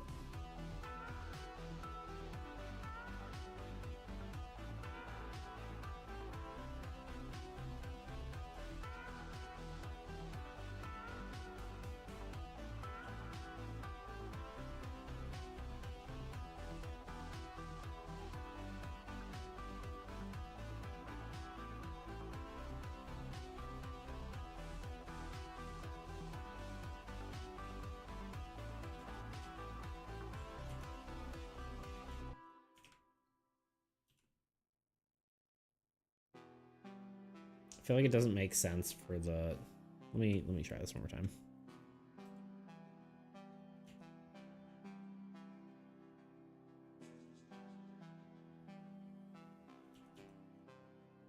Attempt 2. There we go. Makes more sense for like the sail, I feel like, to be like here than it does the other way, I guess. I don't know. For some reason I'm struggling with this one.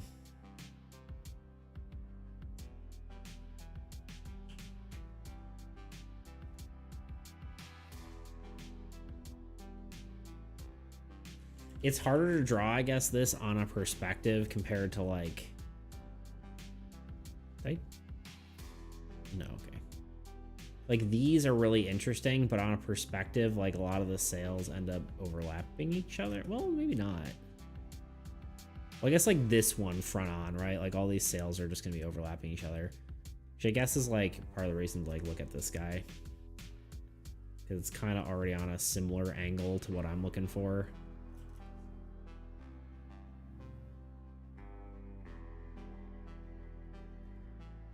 I guess a lot of it is just detail, right?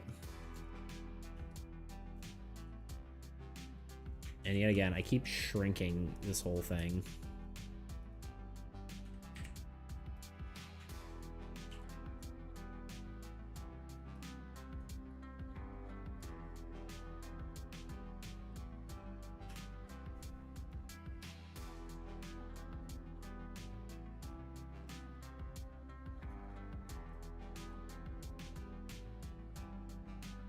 Perspective is my worst enemy in art class. As soon as I'm not drawing a box, I'm in trouble.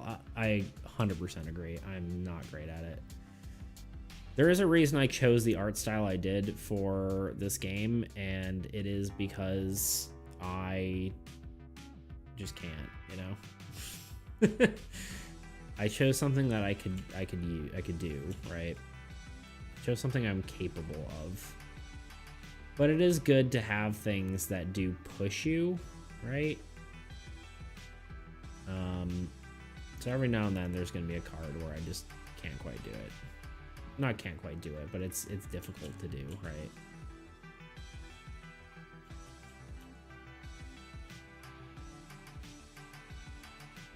I think part of it is scale, actually, is my problem, because I'm like, I'm viewing this as it's too, like,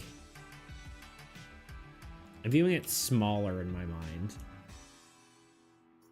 Like, I need to kind of establish the scale, the detail, because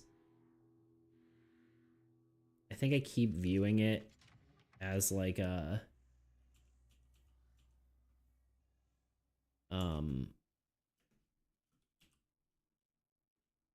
like as if it's a small ship, but this should be like huge, really, right?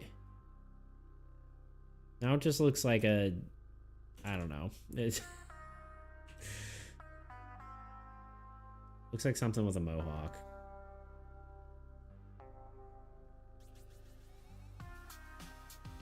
I also don't want to get too detailed, because if I get too detailed, it kind of ends up not looking like the style, right?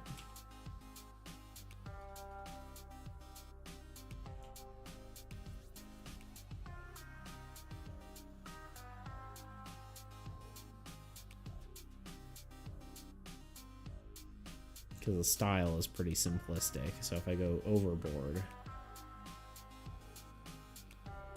then we get weird.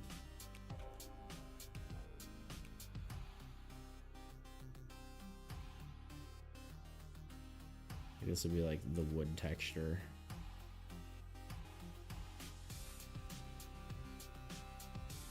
Do you like the idea that like some parts are reinforced with metal?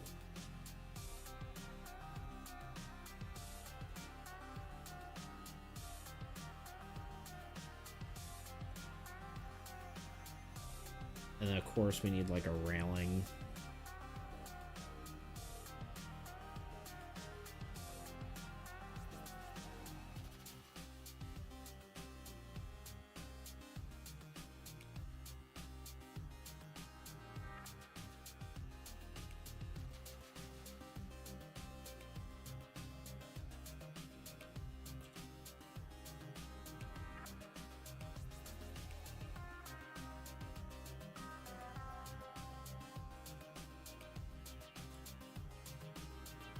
I guess on either side here would be like stairs, right? And then a railing up here.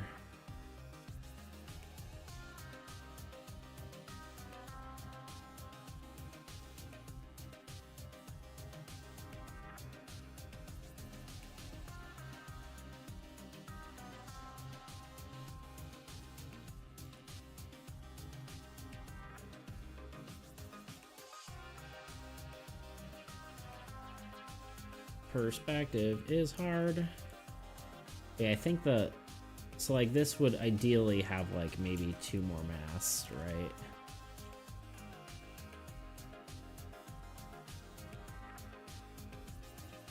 I guess the problem I'm having is keeping it simplistic enough that it's readable what it is, but also unique enough that I like the design, you know?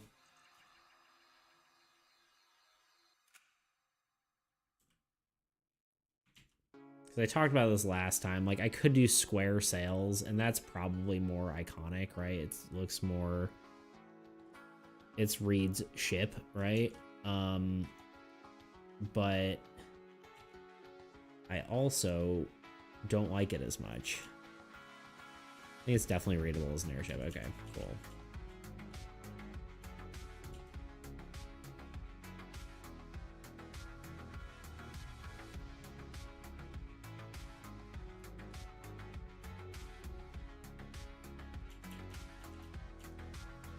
I need to do this in yellow just to so I can see the overlap.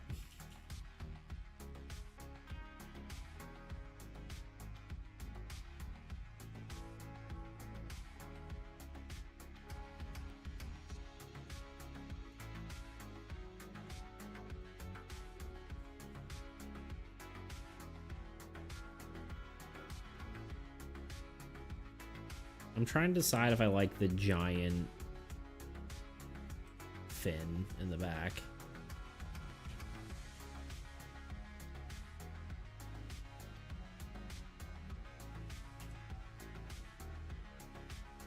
Or if maybe, oops, these would be better if they were bigger, maybe.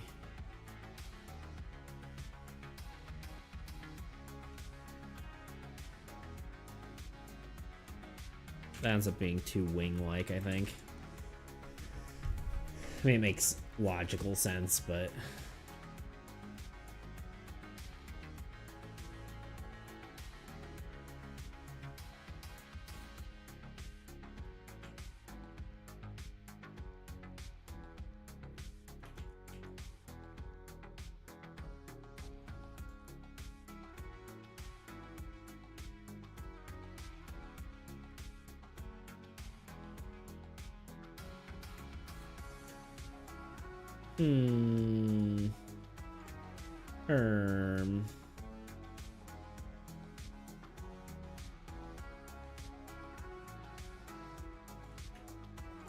Just getting ideas.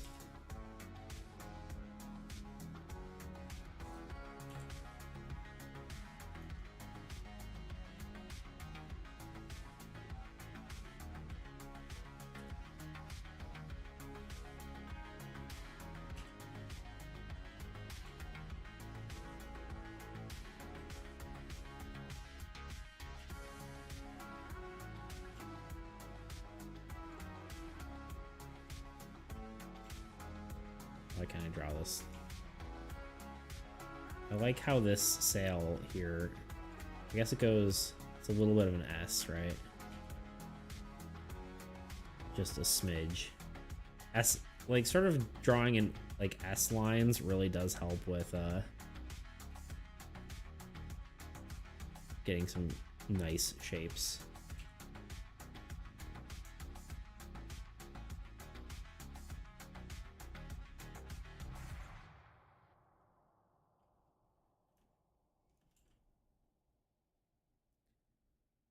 I feel like the balance of the drawing isn't how I want it. I don't know exactly what that means, but something isn't how I want it to be. And I literally can't put my finger on it.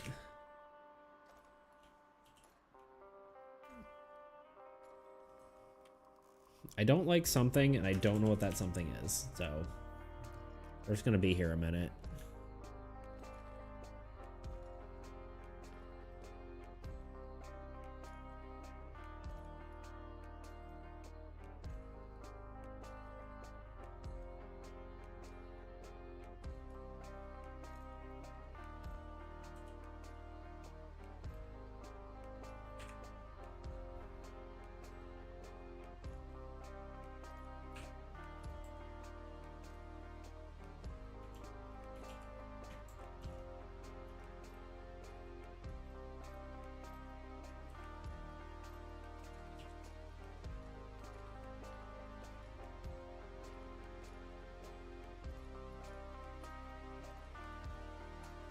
Actually, what am I doing?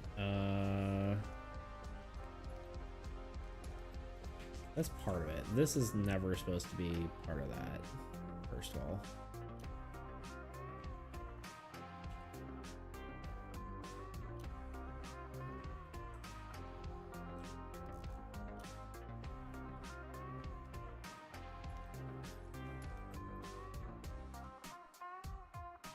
How did they do it? Yeah, I think that's part of it. I think the fin in the back is like too high. It almost needs to be like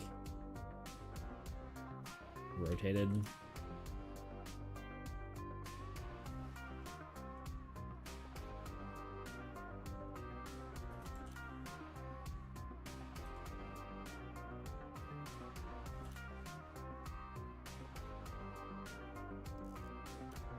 Like that a bit better.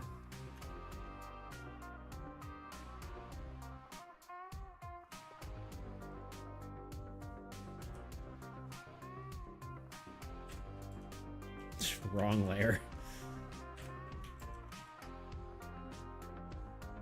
Okay, I'm liking that better.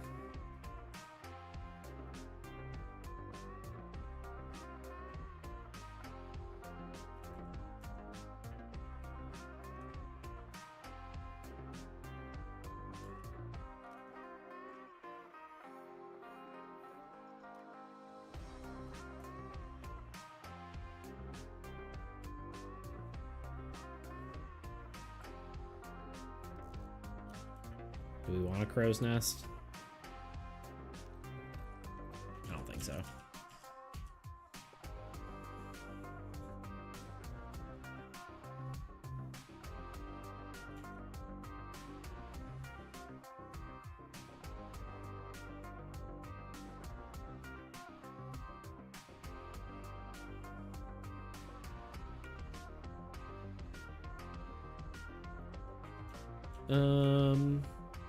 Honestly, I almost kind of, I was like, what about like,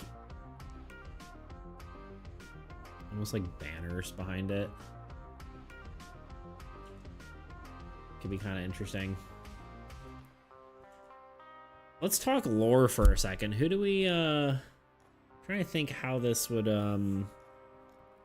whose ship this would be, right?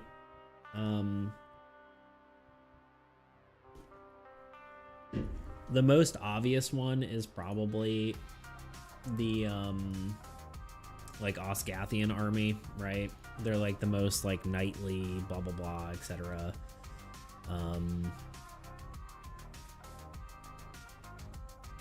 Although arguably this probably would have to be propelled with some sort of magic, which they are not prominently good at. Or not good at, but not cool with, right? This actually might be an elven airship, actually. That almost might make the most sense, although the elves are pretty, like, forest-based, right? They're more in tune with nature. So I actually don't know who this would really be.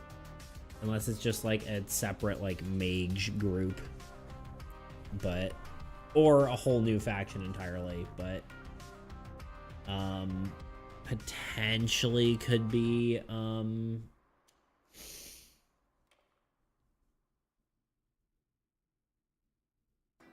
what's it called? The religious order, but not sure. Just trying to brainstorm that real quick. It might have to be a whole new, like, a whole new group. Because I don't know who lore-wise it would make sense.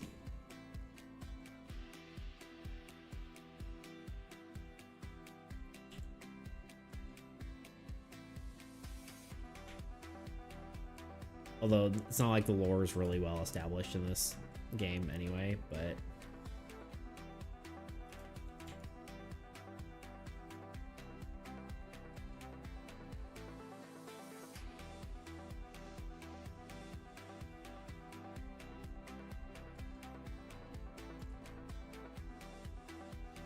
I think that's pretty decent. I just need to, I don't know. I think the exact shape of the front sail, I'm not entirely sure on. Let me do this.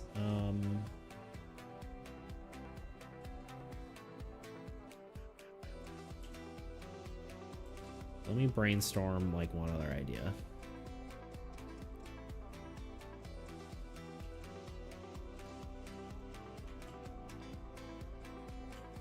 Like what's another? I guess maybe like a sail more like this, right? Could be interesting, or something bigger. The front sail could be attached to the front of the ship too. Okay.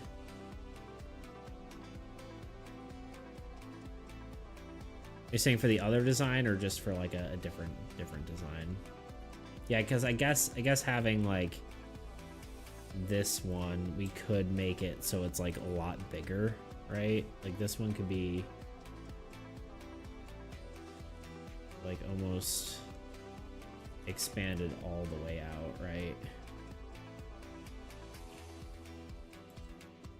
But yeah, maybe we do something entirely different and have it like, oops.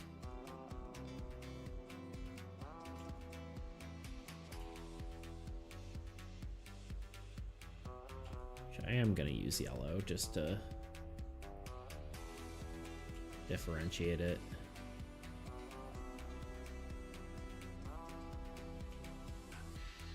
Like, what if it's just like a big sail? Like,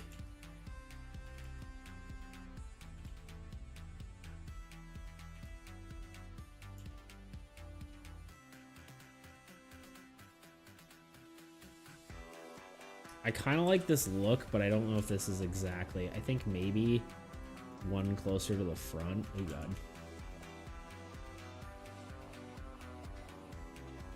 One closer to the front, like you were saying.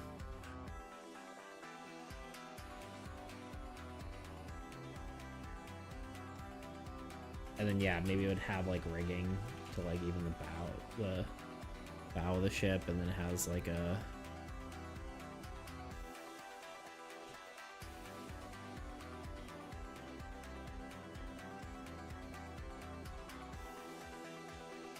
I don't know exactly how this connects to the ship.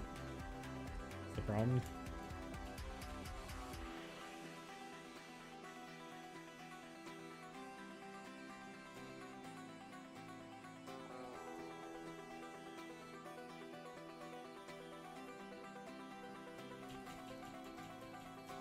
We're cooking. We're getting somewhere. I'm a big fan of jib sails. Something about them just calls to me. Yeah. Let's look up some jib sails. Just as a reference. Yeah. It's been a while since I've gone sailing.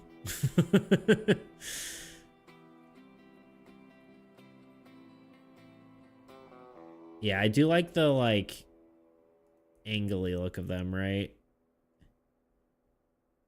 Yeah, maybe, like, the...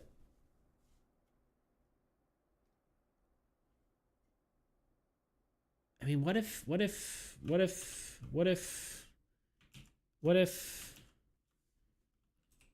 know? What if we do this? We're kind of we're breaking the rules, obviously, because this is a fantasy airship, right? I like having one smaller sail, and then what about like a bigger sail here? And I do like the sort of asymmetry these sort of sails have.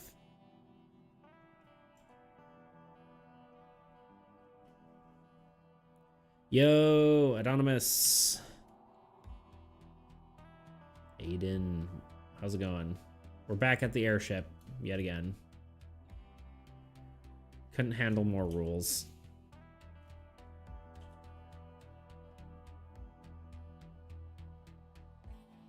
I'm covering up a lot of the ship, but I don't know if that matters or not.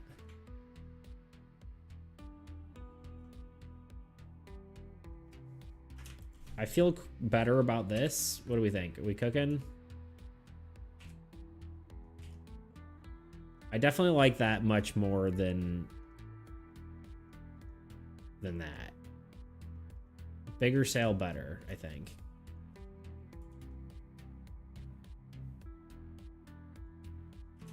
Obviously it needs to be cleaned up, but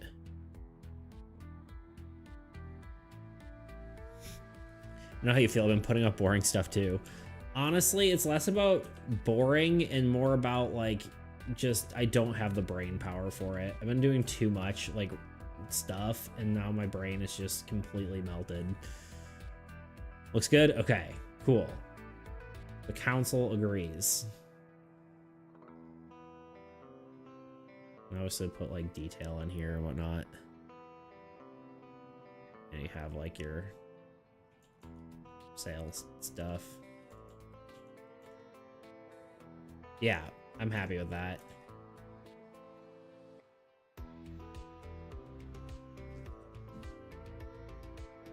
Okay, so let's just let's delete this. Let's delete. Oh god, wrong tool.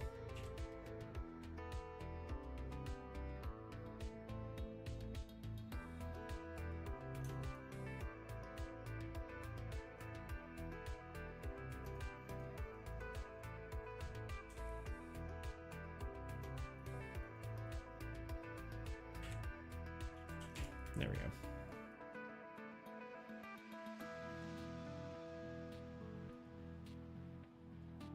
All right, we're just gonna merge all this down.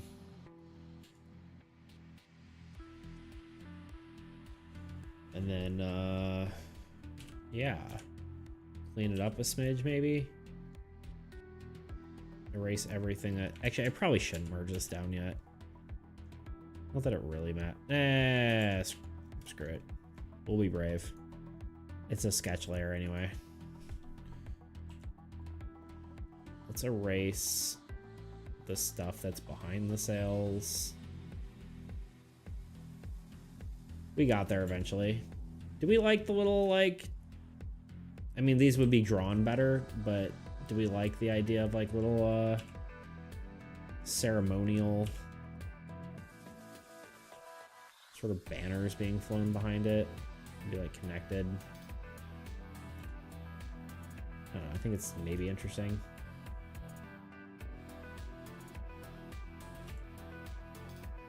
I think we'd have like little details like this.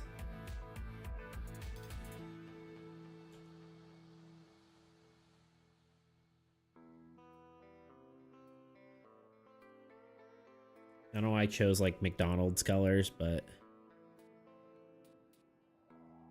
like could be a good place for faction colors. That's kind of what I was thinking. Yeah, like sort of like a, I don't know, I still don't know what faction it is, or like what group it would be, but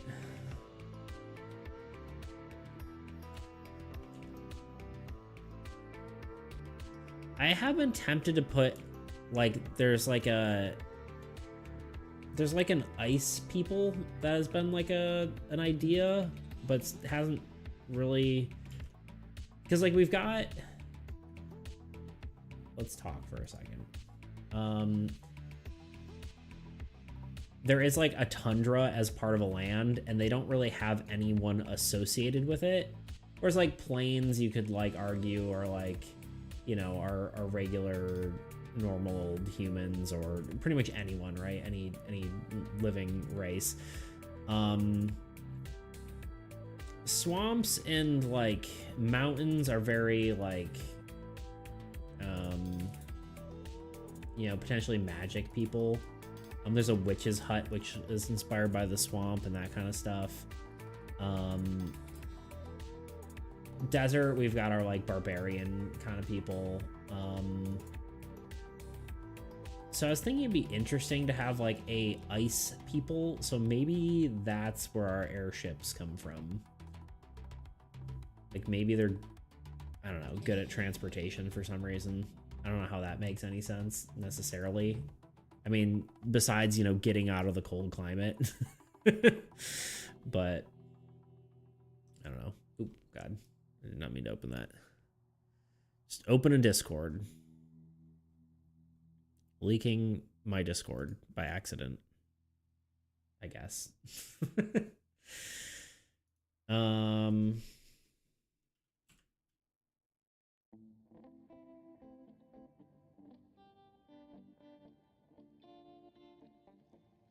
Yeah, I guess I don't want to get like too crazy detailed, because, you know, maybe some just extra little thin lines here and there, but and making sure to have like this look like railings, I guess. Makes sense.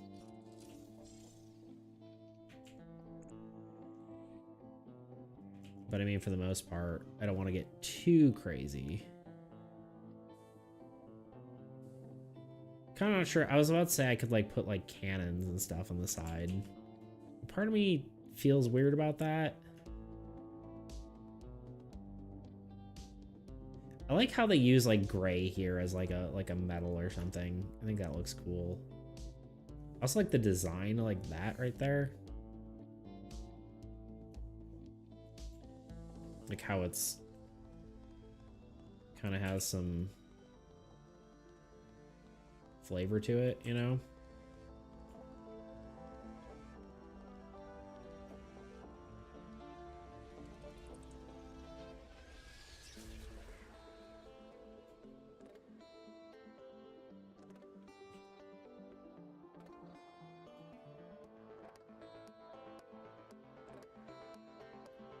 Oh, God. I guess it's kind of what we're going, or kind of depends on what we're going for.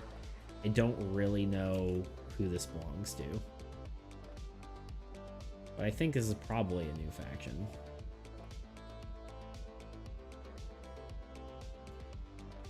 Anyway, let's...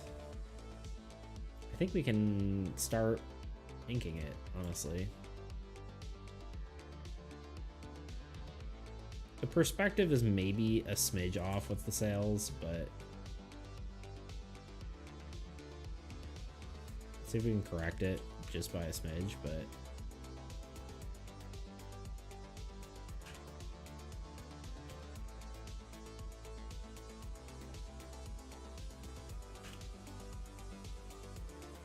probably not.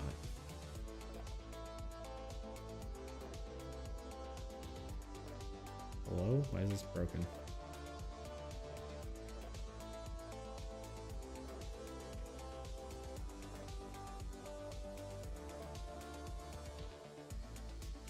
Guess that's a little better.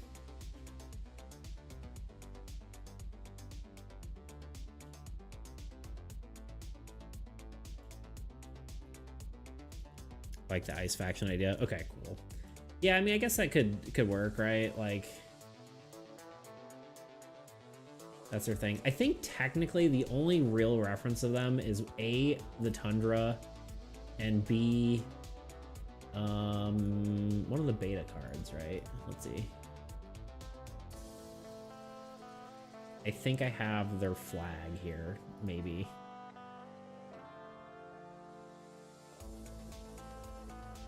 Yeah, the blue flag here. It's literally it. Which I guess just has like a square. I don't even know. Or two circles interlocked. I don't know. I was like, I need an embassy and I need one more flag. I'm like, okay, let's do that. And then I'm like, okay, well, why not? We'll go with an ice faction. I think it's cool. Maybe they're just like technologically advanced because they had to survive in the cold so long. And then because they're so far away from like the main land and like all that stuff, they focus more on like magic and technology. And then they never really got into like the whole wars where people fought over stuff, you know, and how magic is basically illegal. At least in like the mainland, right? It's not illegal, I guess it's just faux pas, right? Like it's, I guess it probably would have been illegal.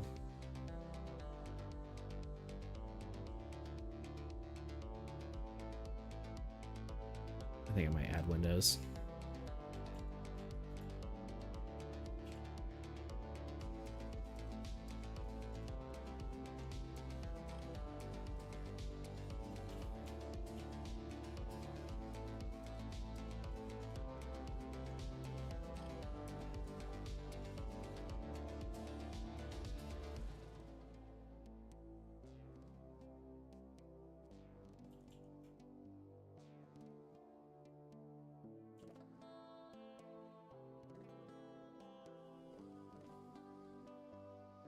Something like that.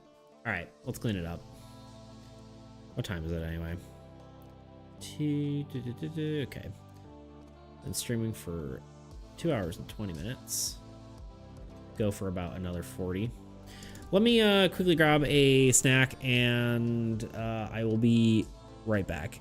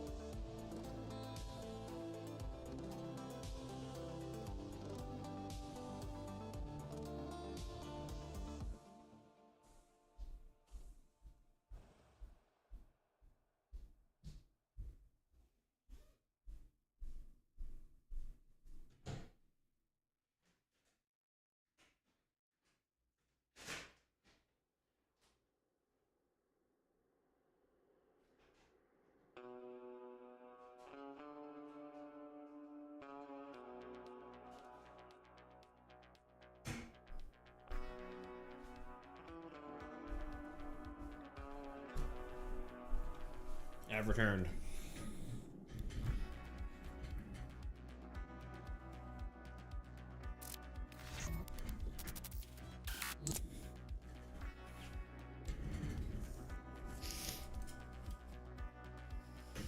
Okay.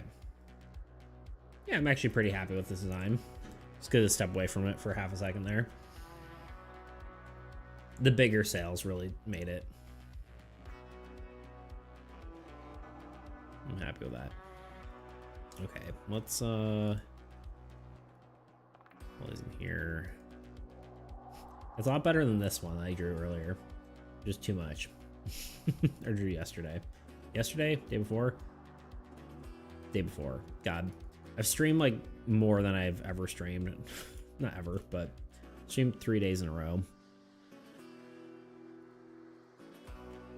It feels like a lot.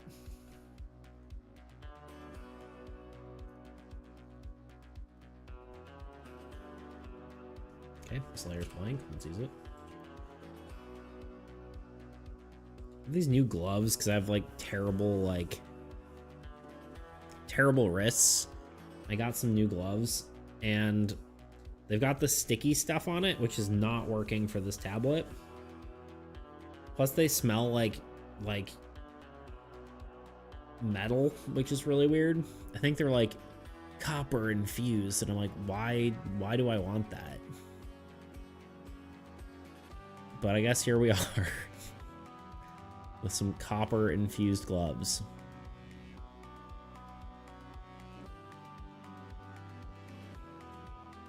Let's drop that down one size. There we go.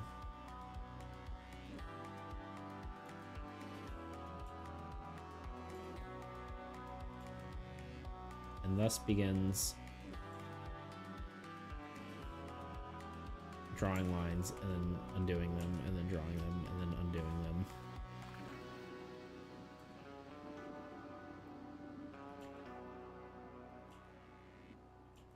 Might turn on my line stabilization though, let's be real. Lazy Nizumi.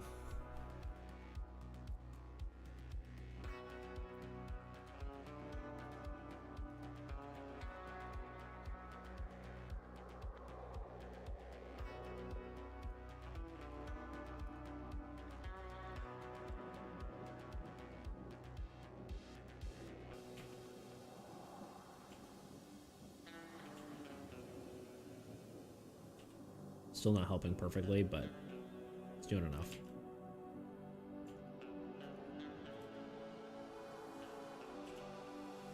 If you're ever getting into digital art and you have one of the non-screened tablet, I highly recommend this program, Lazy Nizumi. It really helps. It helps you get confident with your lines and and then feel better about as I can't draw. It really helps with learning. It feels like using like a ruler, right? When you don't know how to fully use or comprehend the dissociation between drawing down here, like drawing down, and then, your work appears in front of you. I personally found it helped a ton. Help with confidence on it, help with a lot of that. So if you're ever trying to digitally draw and don't feel confident, totally recommend that.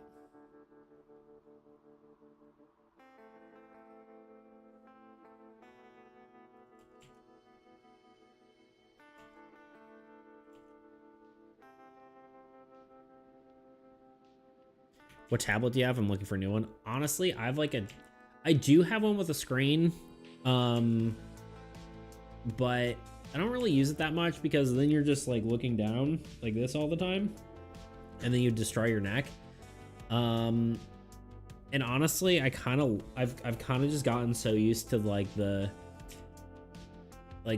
having your work down on your tablet and then it appearing on your screen that it it actually just, I just like it better now, actually. Especially because your hands aren't getting in the way of your work, right? You get to see everything.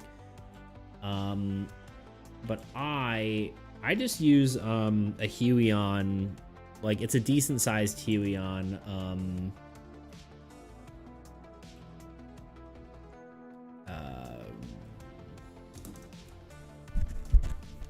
This one. It is a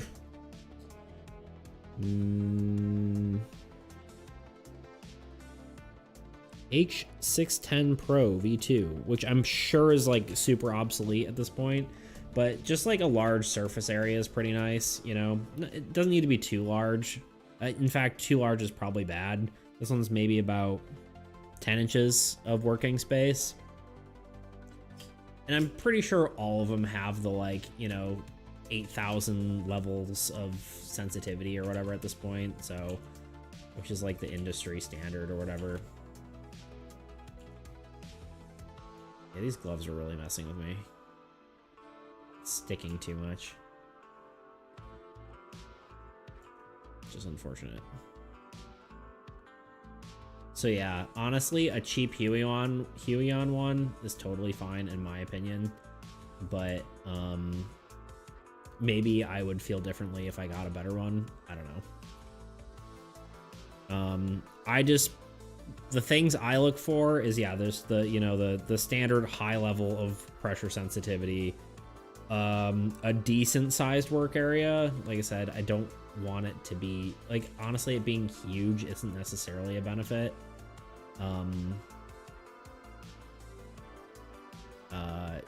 Just having, like, you know, enough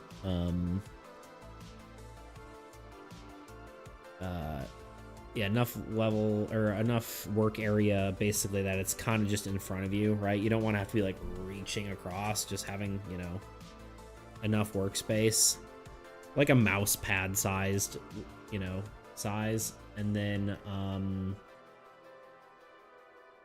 the one other thing is, I'm blanking on what I was gonna say. Oh, just a wireless pen. There's some that are like battery powered, but any of the ones that use like the magnetic technology, much better. You don't have to worry about charging your pen, because that's just a pain. So but Bamboo's pretty good too. I don't think it's necessarily much better than Huion for the price. Sometimes the feel can be better. I personally like the feel of I had a Bamboo tablet, but I think it was just kind of glitching out. But that one was nice because it had more of a paper texture. I think you can just get that and like apply it to things, but it had more of a paper texture, and then the eraser, when you flipped it around and erased, it felt gummy like an actual real eraser. So like feel wise, I think Bamboo might have Huion beat a little bit, but that's only if you're used to traditional art supplies.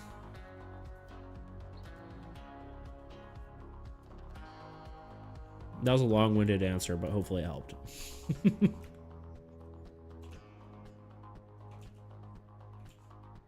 Or at least was interesting to hear.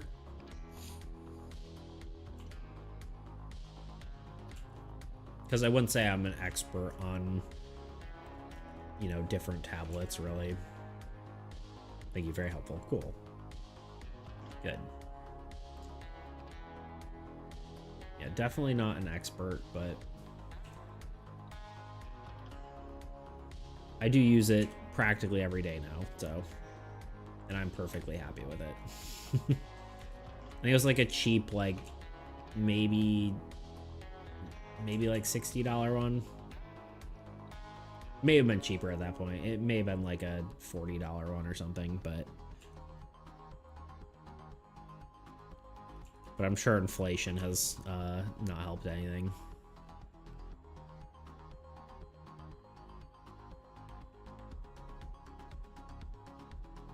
As it is to do.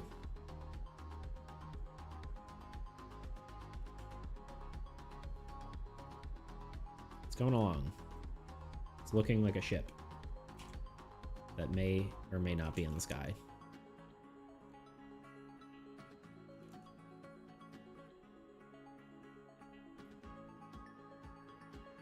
By may or may not, I mean it definitely is.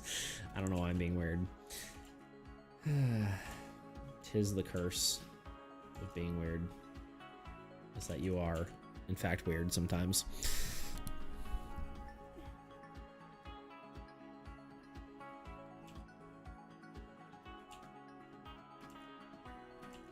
Yeah, I'm actually curious now. How much is a Huion tablet?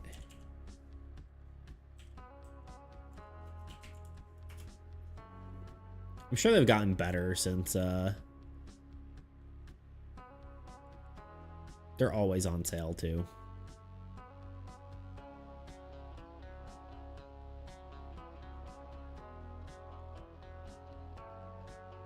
I'm just curious.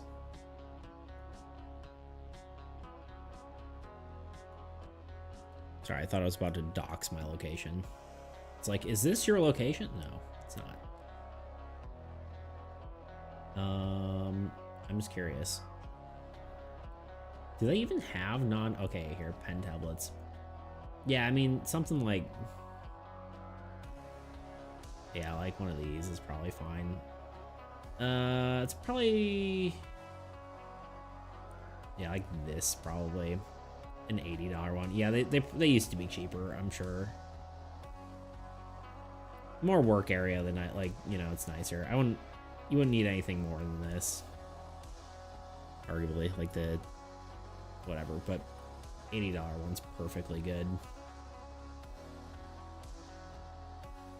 They definitely made them more sleek.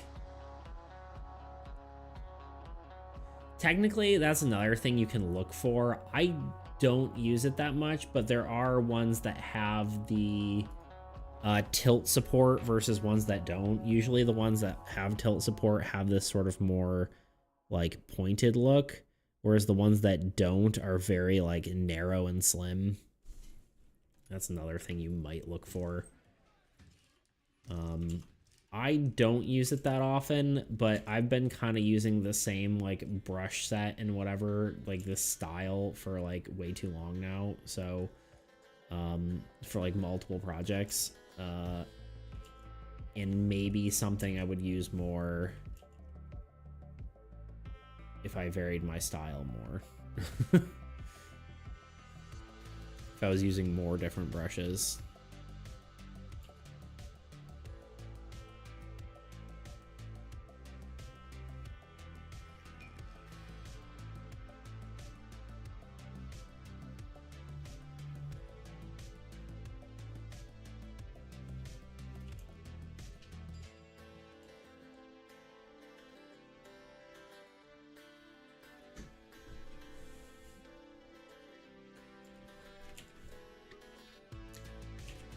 Let's hit the save button.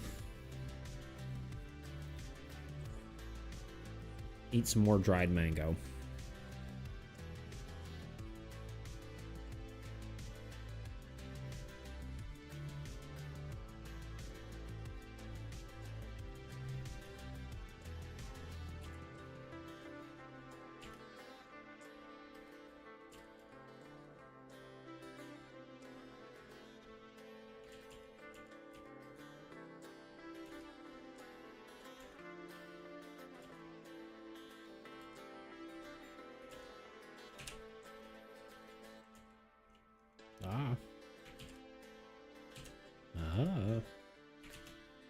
Aha. There we go.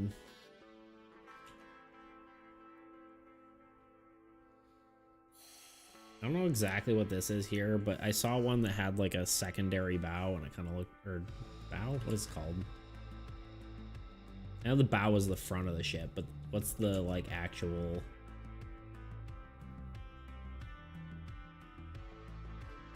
I don't know. The like pointy part.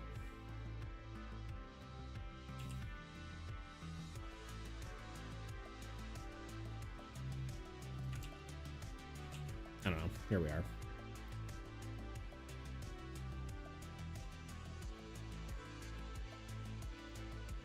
It's a random shape for reasons.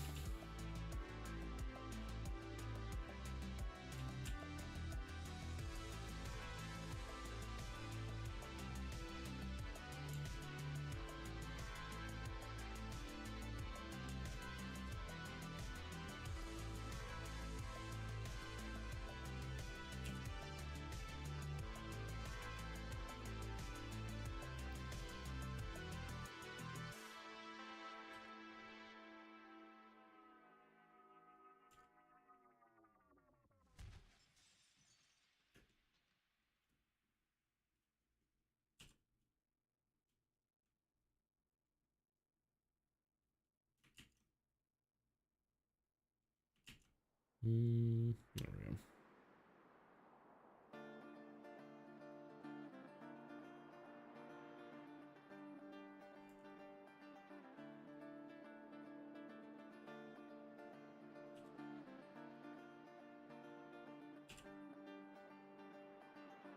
I feel like this needs like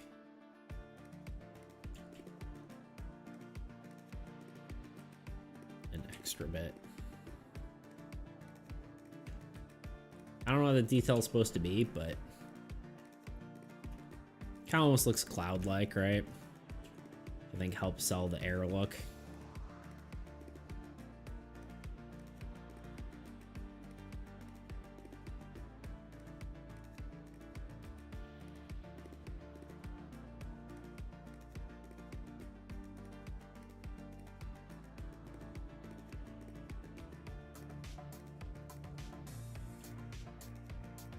Oh, right. This is actually, yeah, this is supposed to go this way.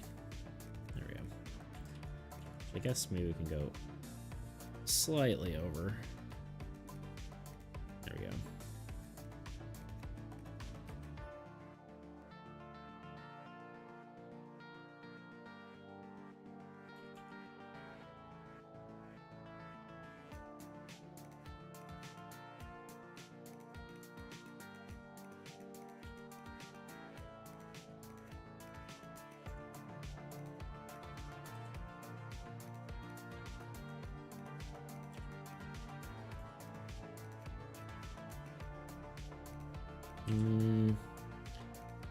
I want to keep this motif sort of going on, and I don't think it looks exactly the same.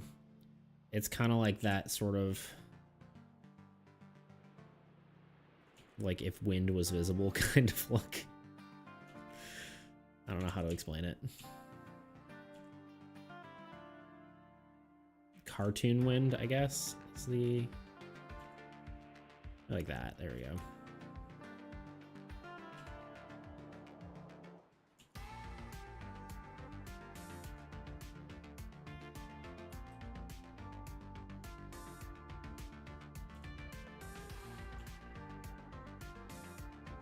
Yay, detailing.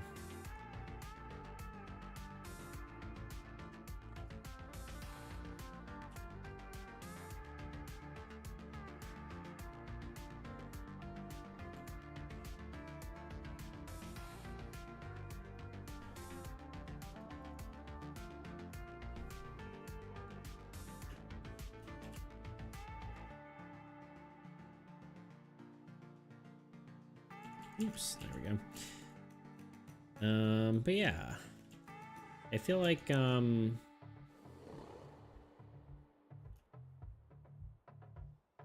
trying to decide if I want more details up here too.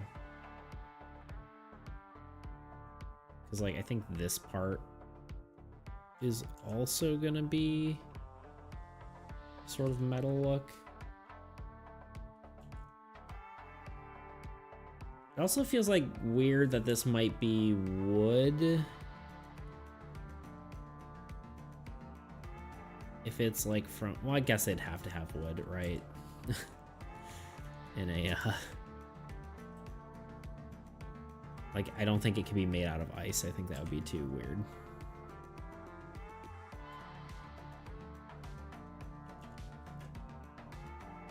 The way to do it is, let's do that. I like the cloud motif, looks nice. Yeah, I thought it would kind of kind of adds to it, right? It kind of sells the, like, not sells, but like it makes sure that, you know, this is, well, I guess it could be waves too, right? But it does look more airshipy.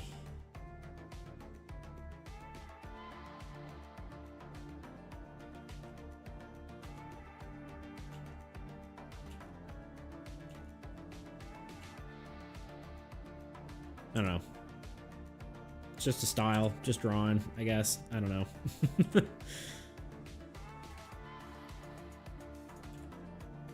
Kind of making up the lore as we go along, so.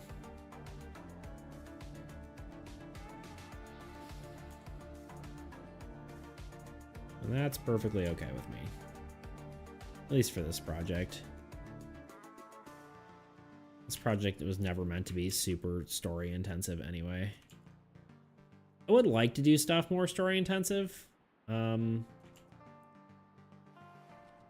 I don't think that needs to be this game, you know? I personally find myself like skipping a lot of story in like games, like video games and stuff. Because one of the plans is eventually maybe make this into a video game. Like a roguelike deck builder kind of deal. Of course, you know, everyone's making one of those, but still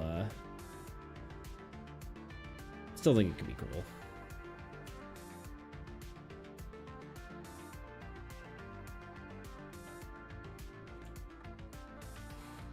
They are good. It's a good type of game, so why wouldn't you make one, you know?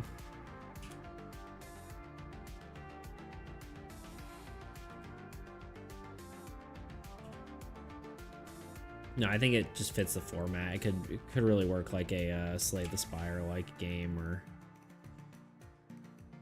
Inscription or something like that.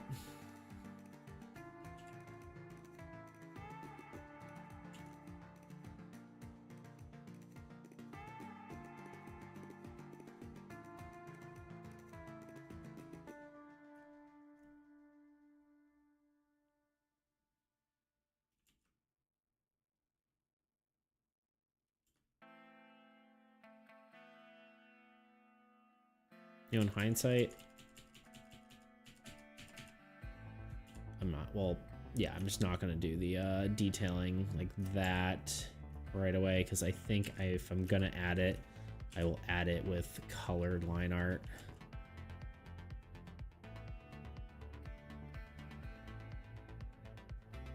Like, we get the story subtly just by playing, not only through reading or cutscenes and such. Yeah, honestly, like,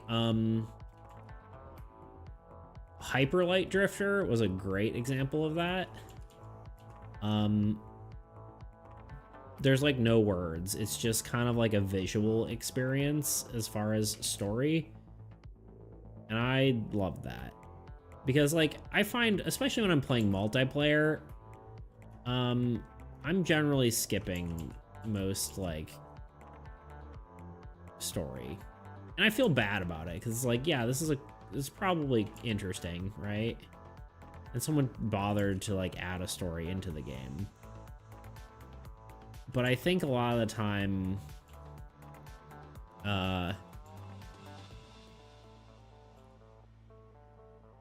subtle story is just, you know, sometimes just better.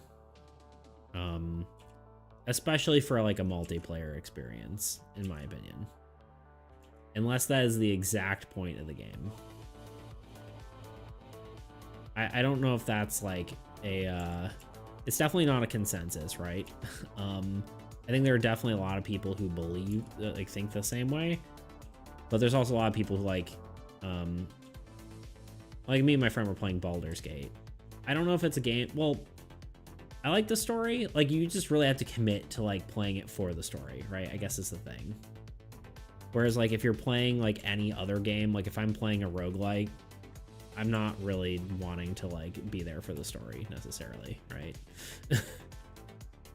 I don't play Risk of Rain for the story. I play it because I want to just kill copious amounts of monsters and get cool loot, right?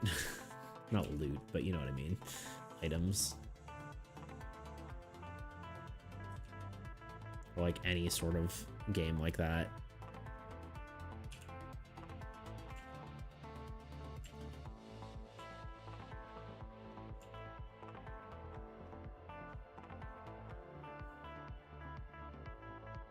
So yeah, generally I just prefer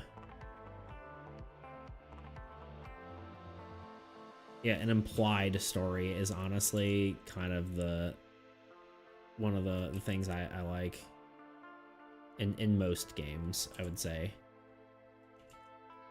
I do appreciate that a lot of people put it there for the people who want that, but usually that isn't something I'm searching for.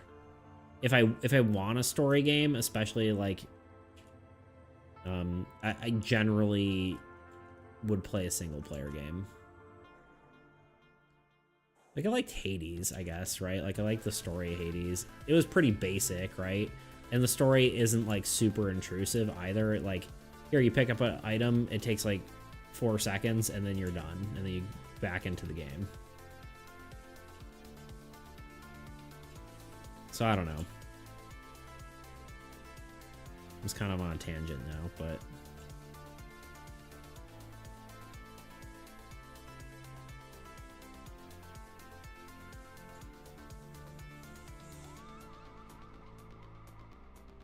I'm almost done with line art.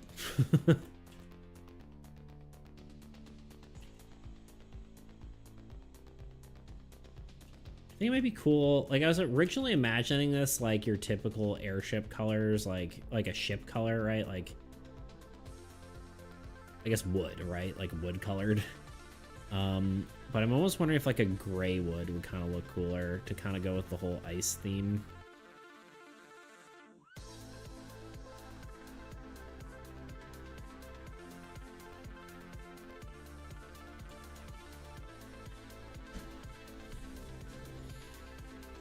Alright, let's look at it without the thing. We are missing something. I guess this should have a semblance of this, and we need to put these in here. Obviously the wood texture can go in there, but I do want to add that later.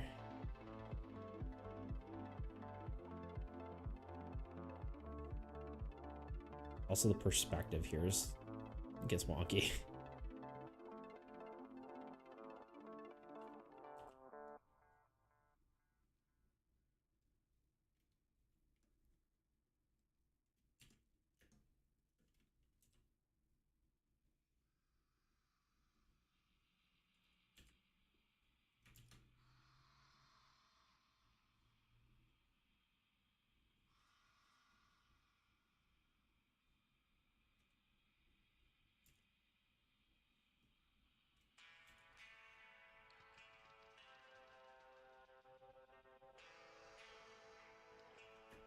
Yeah, one of the benefits of having this style for my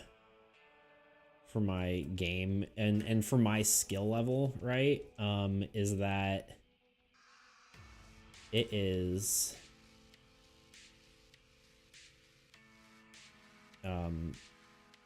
entirely designed so that if it looks somewhat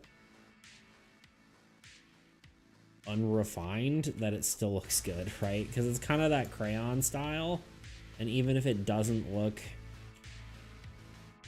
perfect, it still looks fine because of the style, right?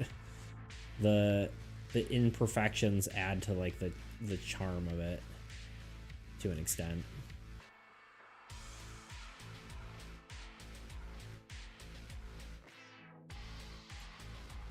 Which is it's probably both a good and a bad thing, right? Like it's bad because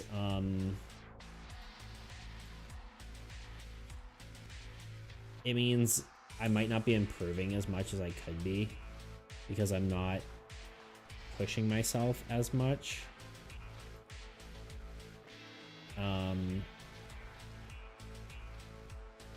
But it also means I can get stuff done quickly and it looks decent, so.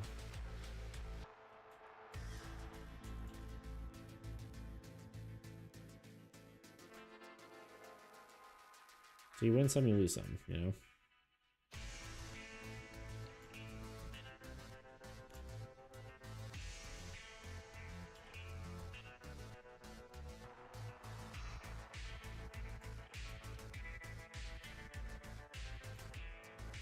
Okay.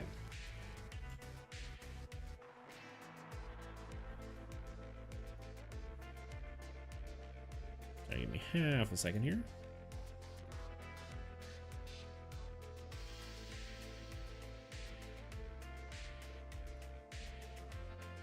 Cool.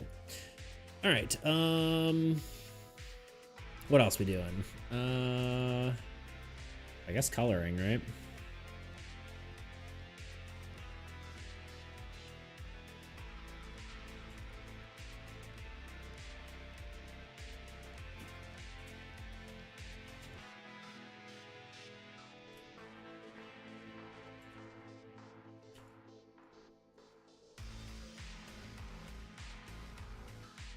I want to add some sort of background, like sky, right? Some sky background in there, but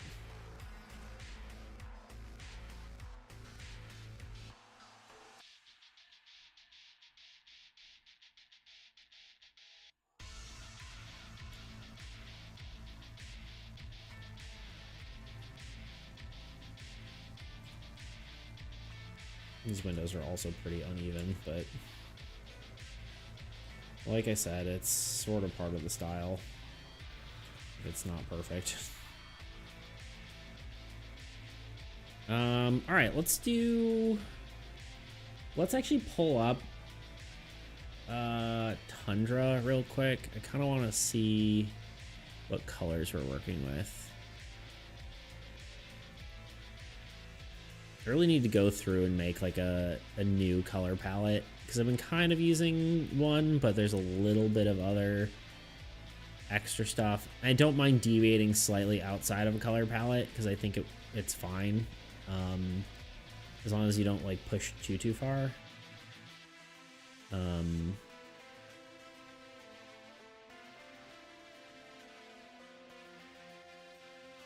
Let's see here. We're looking at lands and we want Tundra.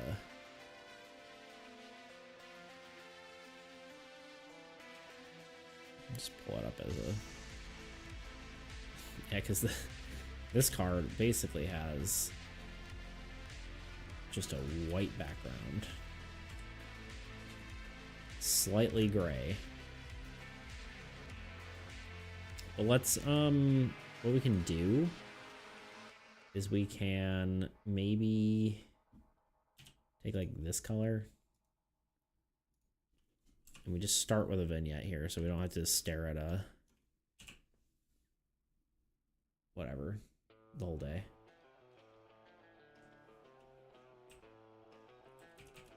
It's just setting the mood, you know?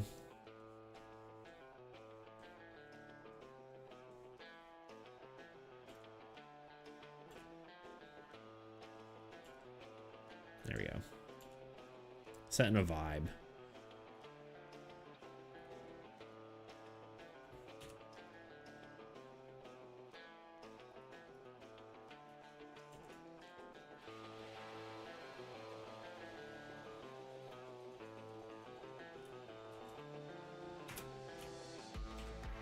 Expand our selection, invert our selection, and then and fill it with a color. I think I want to go with like a... Oops, we need a new layer. Like maybe a gray? I could see like a gray wood being kind of cool. Damn, I left a little bit and you made a fire ship. Thank you. Yeah, honestly, I'm happy with how it turned out. I'm kind of surprised, honestly. We were talking about who this belongs to as far as faction goes, Maximus, and I think I decided, because we don't have much for like an ice faction, and I kind of wanted to do that because like Tundra exists, and I kind of thought it'd be cool. So this might be the ice faction. that we don't know anything about besides that there's really just a tundra and there's no ice faction currently, so it feels interesting to have one.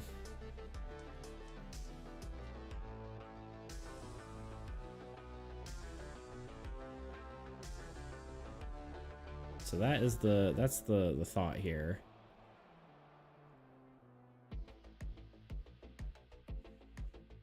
So it's more of an ice ship than a fire ship. So that's what I'm getting.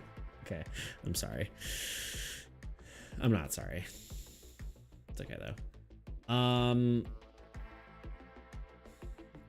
But yeah, the question is here, with that in mind, I'm trying to decide of how I want it to look. And I think it'd be kind of cool. I still want it to be made of wood. I think that makes sense, right? It's a ship. But I think it'd be kind of cool for like a grayer wood. Might be interesting. I'm noticing some flaws in my my sketch here.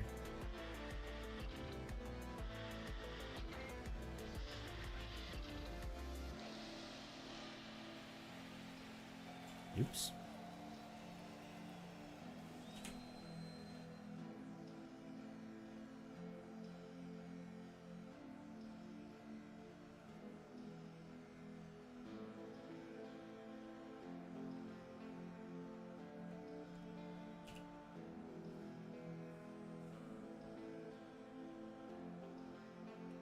There we go. Look at that. Oh wait, we need to remove... I guess technically part of the ship is seen under here. Like there. So we need to do one more line here.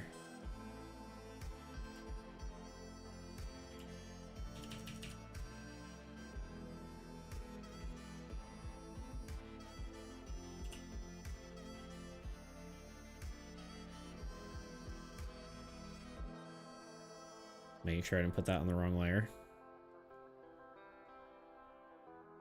I may have expanded my selection slightly too much because some of this is not filled in properly, but that's okay. We can correct it.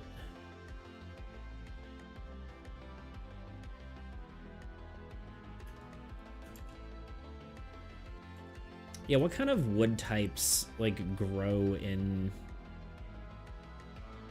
colder climates, I guess, is kind of what I'm trying to think of. Not that it really like has to be realistic to real life, right? Because there could be, you know, different wood species, but I think it could be kind of interesting if we...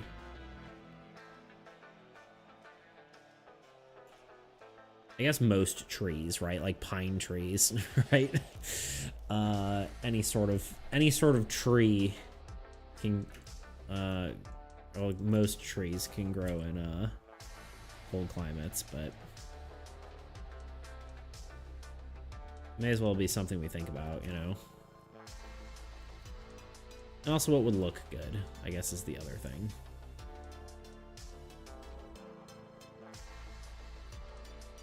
But it's probably not like a super abundant resource, right?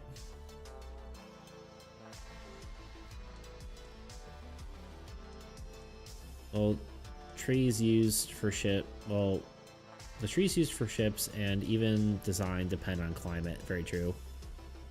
Yo, Bradley. It's not even saying hi to me. It's just saying hi to Dalmas. He doesn't even care about me anymore. It's fine. Just hanging out with your friend Dalmas. It's cool. I get it. I'll just be over here drawing this airship. It's fine. Whatever. I'm just that cool. You are just that cool, Maximus. You're chop liver.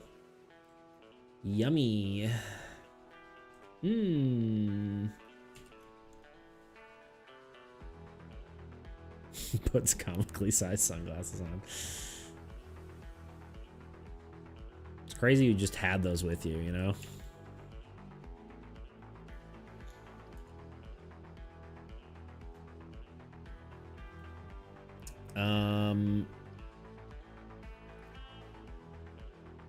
let's see here.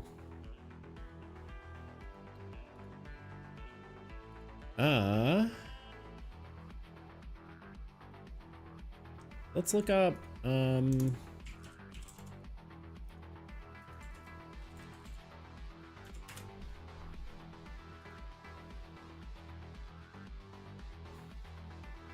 just curious.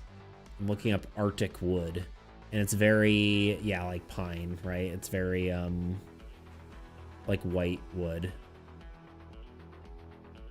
At least that's what's popping up. There's also gray wood. I think I might just go with gray because it kind of fits the sort of Arctic theme. It feels more interesting to me. Maybe give it like a slightly yellow tint instead.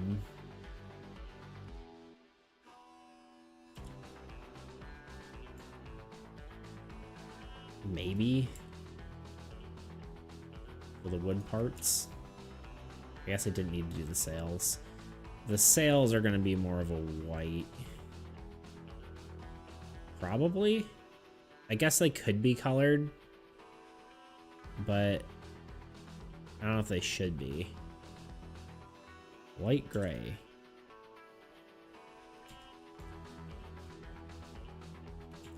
I guess we'll do this.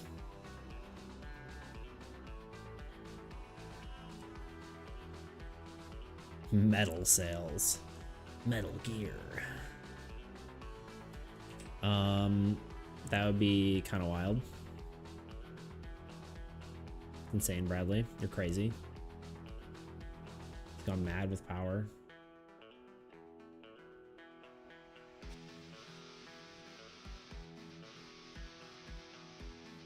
Makes me want to watch Treasure Planet. True. Honestly, I need to rewatch that because I don't really remember it that well. I'm sure I've seen it, but it's been like so long since I've seen it that I just don't remember it, you know?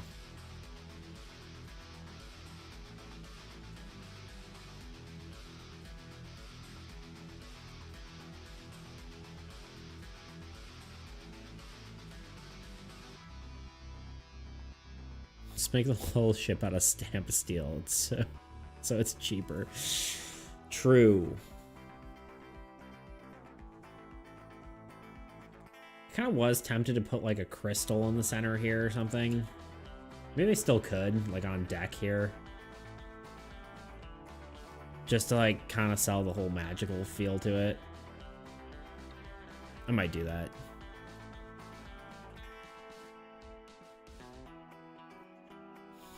Neither do I, and I feel like it's worse than I remember, so I don't want to go back. I mean, I've heard from everyone that it's better than, like, it was better than it deserved, or than it got credit for, so hard to say there.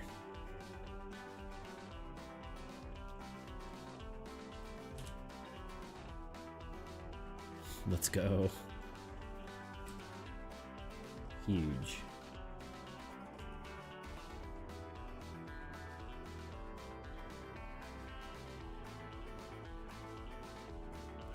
All right, now I want... Hello? There we go. Some of these sections... No.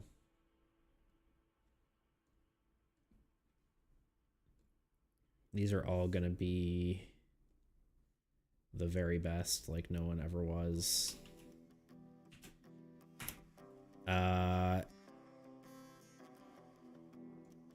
These are all gonna be that color. All part of my plan.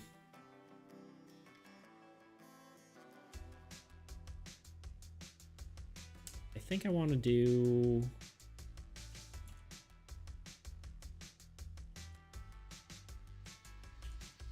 This mast feels like it needs that as well.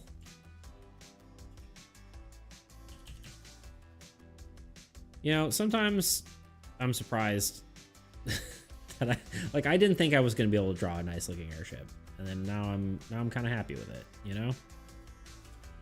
Sometimes you surprise yourself, is I guess what I'm getting at.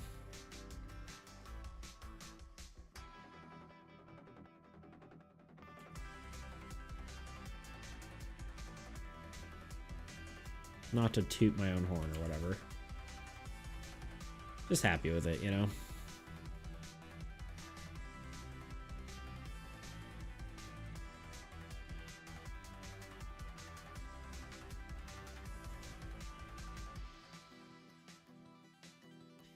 I might just color in these. Oh god, I'm so sorry.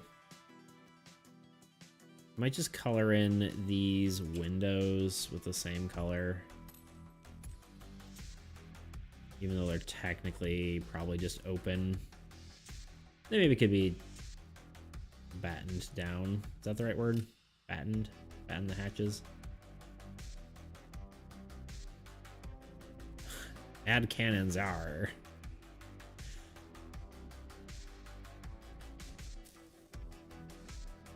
Yahar. Me mateys. Yeah,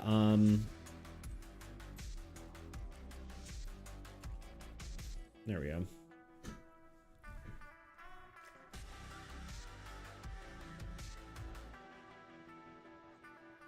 Well, I don't know what rule set you landed on with the card yet. True. Oh, right. Yeah, I guess that was part of it, right? That it might be able to attack. Honestly, it's such a small scale, even if these windows could be where the cannons are. But it's like such a small scale that I don't think you'd really see the cannons. Unless we put them on deck, but that seems like a little bit of a dumb idea for an airship. I could put like a semblance of like a front gun window.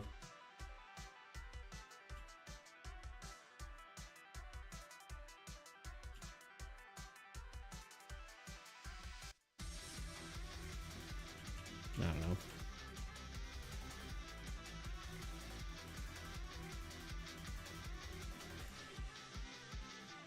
I think even if it can attack, it's like, it's a ship.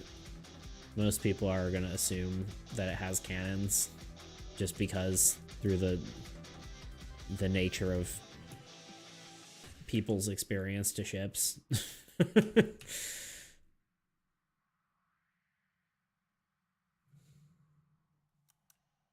Make this like a slightly tan color, I guess. For the, ooh, my hand just went numb. It's fine.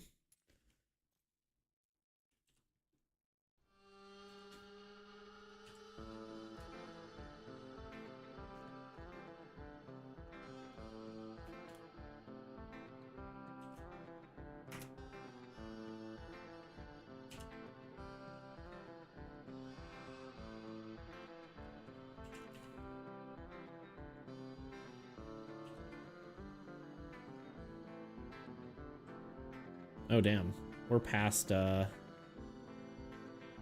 normal stream time at this point. But I feel like I'm just gonna keep going. Probably. I'm like too close to done at this point, I feel like, to stop.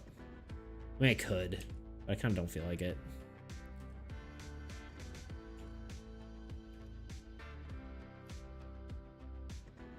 Been a little bit maybe more focus mode than I should be, you know, but I think that's probably fine. Finish it. Finish it.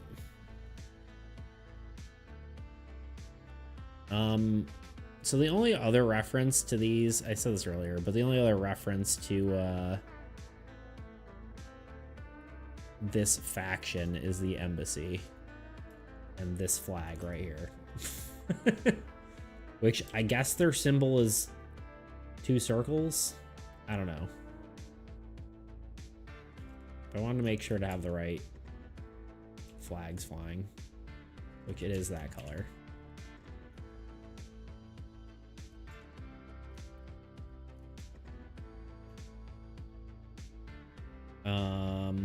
All right, I want a...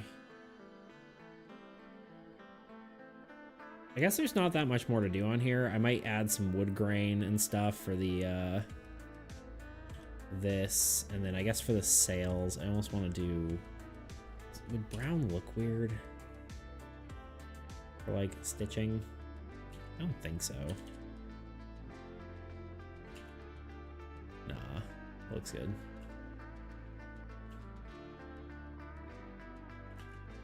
Obviously, you wouldn't really see stitching this size, but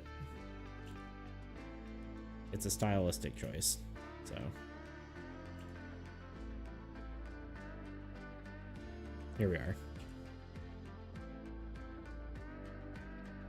It's a really big thread.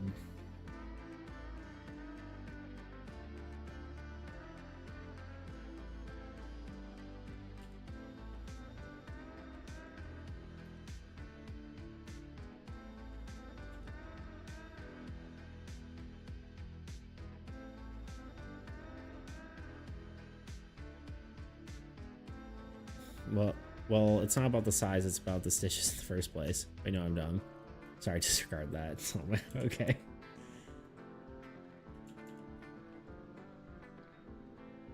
Stop reading. Okay. Honestly, Maximus, I will completely disregard it. I should have not read it. I apologize. You did me a solid the other day by forgetting what I said, so we're just gonna move past it. Because we're not gonna talk about it.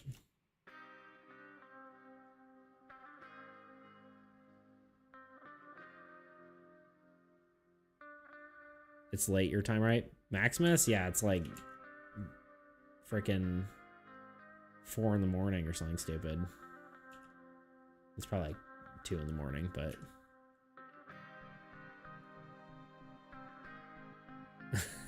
it's past late. It's going to be some people wake up now time. Well, Maximus, we appreciate you being here. Your presence is always welcome. And treasured, you know? Okay. We need a maybe slightly oranger, darker color. We're gonna need to get real thin here. Too thin. Still too thin. There we go. Sorry we were on the pixel layer. You're just gonna have to see this pixel grid. Probably should turn that off. I never use it. It might be useful for like pixel art maybe, but then again, usually you're not working on the pixel scale. Honestly, if I was doing pixel art, I'd just get a sprite. Probably. At that point. I'm drawing on the wrong layer. It doesn't even matter anymore.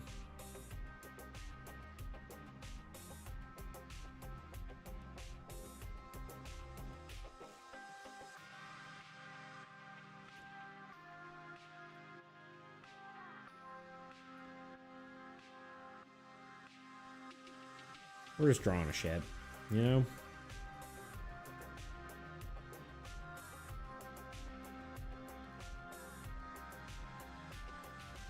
Hey, what are you doing? Hey, hey, hey, hey! What are you doing? You just rolling around? What are you doing? Oh, we have to capture a Luna in her natural habitat. Look at this dork. What are you doing? You being stretchy? She wants attention. Hi. Yeah? Look at that cat. Here. Look at that. Give her attention.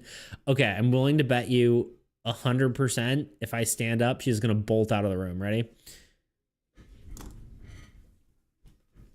Hi. Oh, you're not. Okay, you want pets? Okay. Yeah. Wow, crazy kitten. Yeah.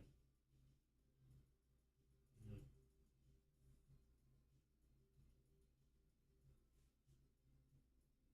Oh.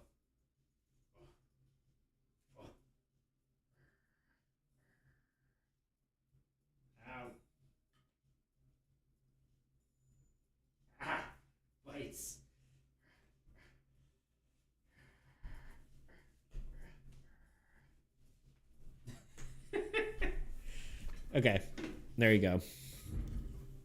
It turned into a fight, but yeah, she likes getting feisty.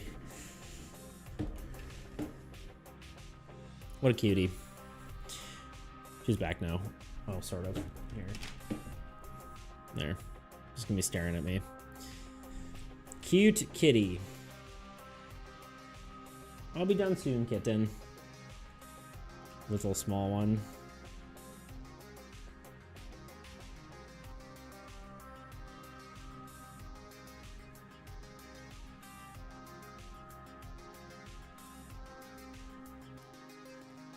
Implied wood texture.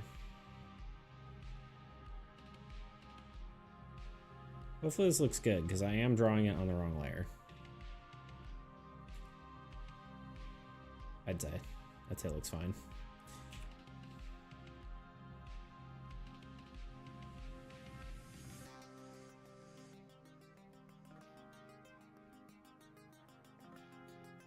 These lines don't make total sense, but it's okay. Yeah, I think that's a cool color scheme. Yeah, right? Probably. Actually looking at it.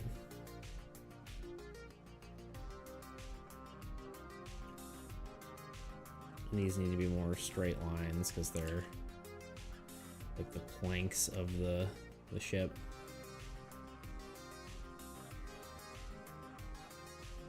In theory, need to be like thinner. Those planks are probably smaller than the side of the ships. Whatever.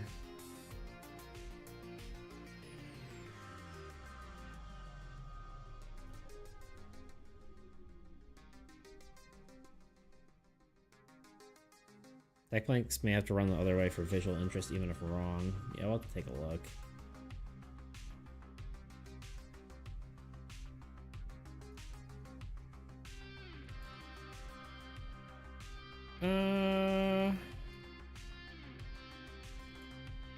Maybe. I think shading will make it work. I think once I shade everything, it'll look fine.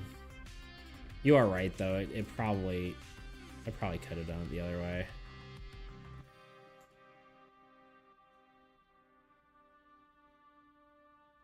No, it'll be okay. It's pretty subtle anyway. I really meant to. Yeah, it's all on the same layer. Well, right. It's okay. I was gonna say I could have like done whatever, but it's cool. Now we shade, and then we cloud, and then we done. That's how that works.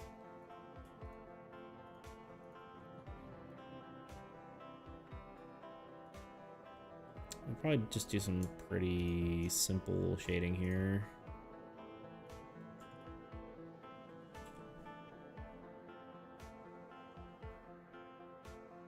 I guess the bottom of the boat, the ship, I guess, is gonna be the darkest. Under the sail, there'd be some shadow. Getting some of the general shadow thrown in here. Let me hit multiply.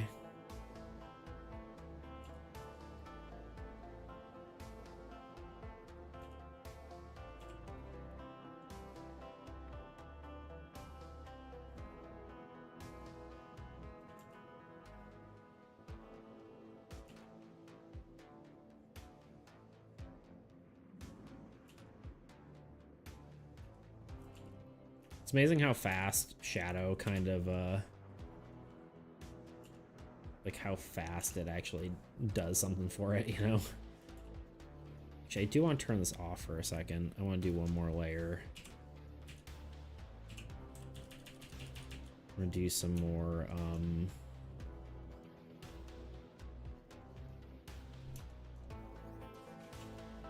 more detailed shadows real quick.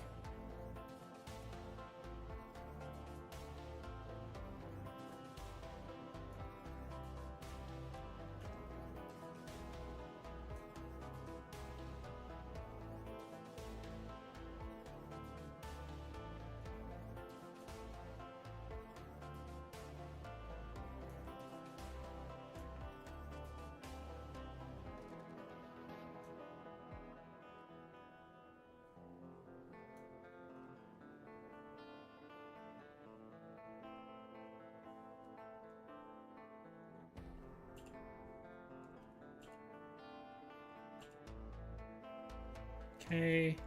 And then probably some light.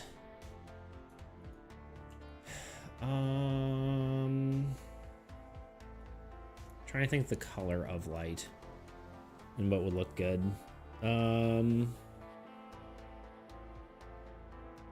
Probably an orange or like yellowy light to kind of counteract the blueness of everything, you know?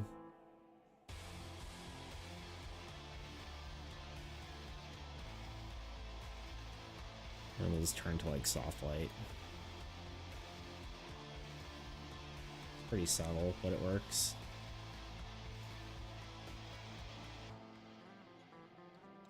Do we want to try orange? Maybe a touch of orange?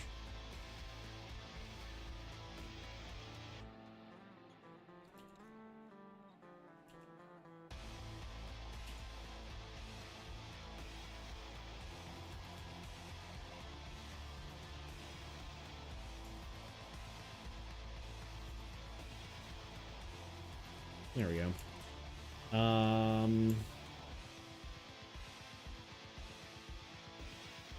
Now we need to place this thing in reality here. I guess I do want to do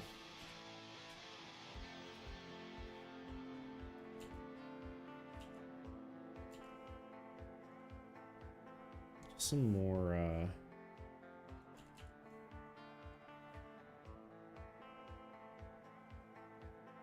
some like ambient occlusion here.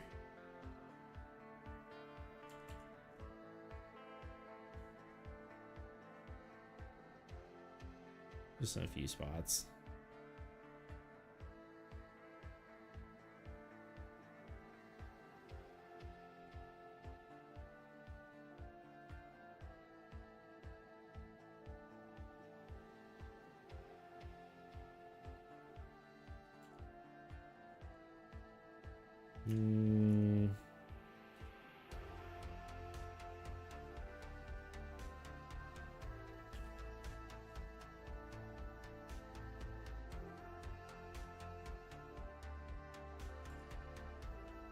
Okay, and let's see here.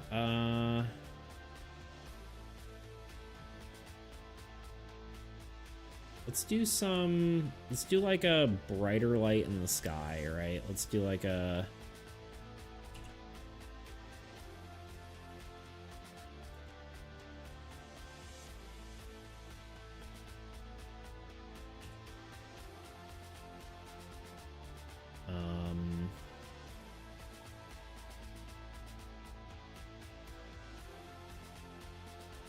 maybe yellow.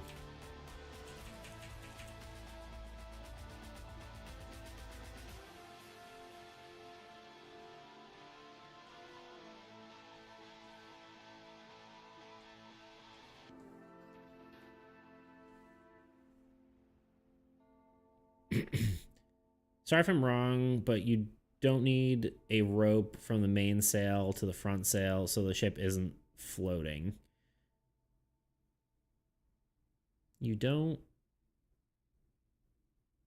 Oh, don't you? Yes. Don't you need? Yeah, I misread.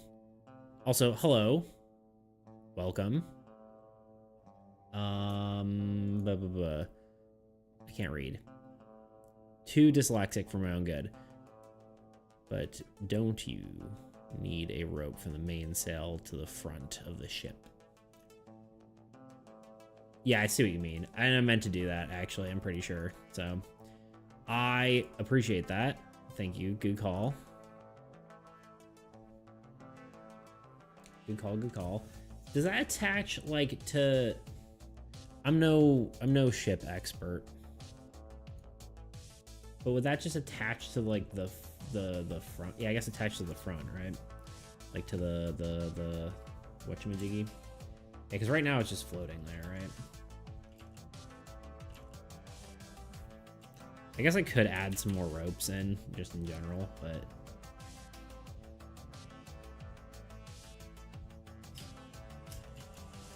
Why is that being so weird? This brush gets weird when it's too small.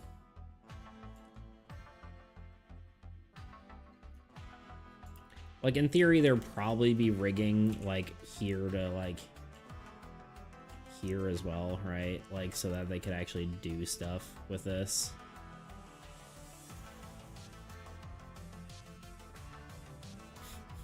The tip, yeah. No idea, just always forget the small details on things, then spot them after, so I thought I'd bring it up. Well, I really appreciate it. Good call.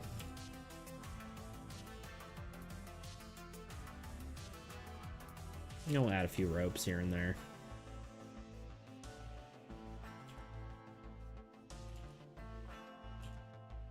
There we go. Good call.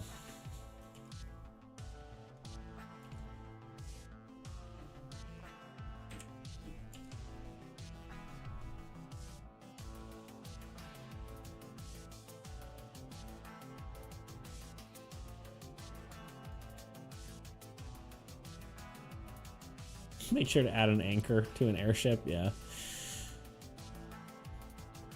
That's my new band name, actually. Anchors to Airships.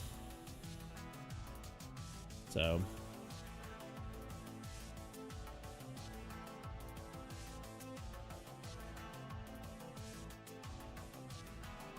Now you know. There we go. Sorry, my chat was being weird there for a second.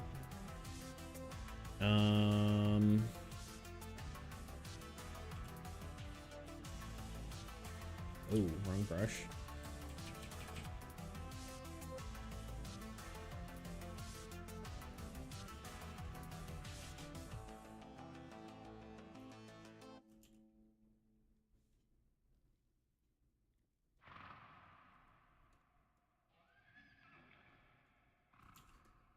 Doom, doom, doom. I mean, anchor would still work if it's long enough. True. Not wrong. Oh, I did mean to potentially add a crystal here. Do I want to do it? Let's just see what it would look like. Because I wanted kind of like a magic gem sort of dealio here.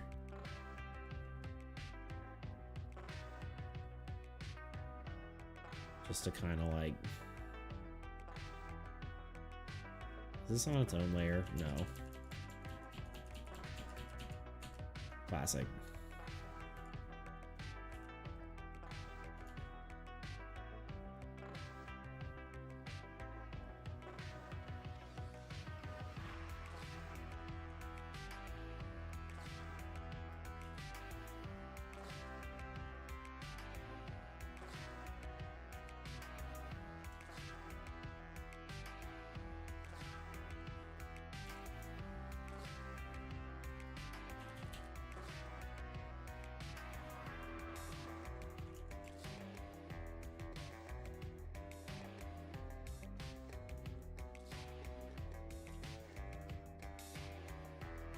I don't know if it's even enough of a detail to even matter.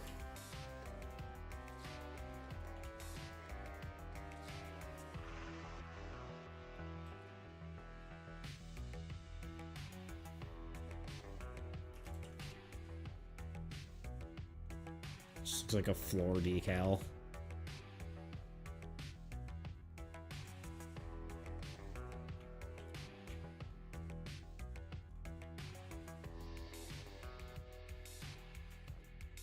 Which I guess is partly because I didn't give it line art.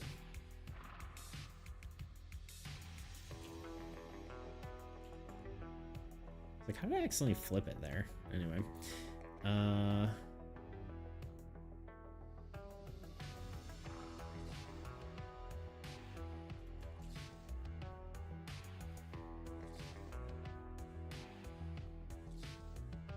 As you said, decal, I noticed that the metal bit at the front looks exactly like a mustache. There you go. It does. It does indeed. Can't unsee it.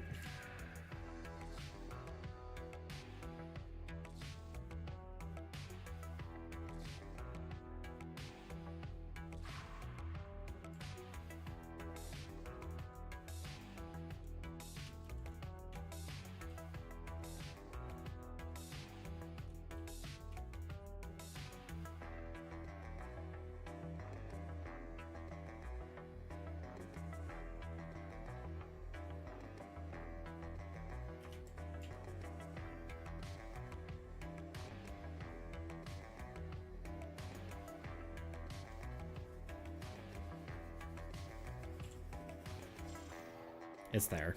Why not?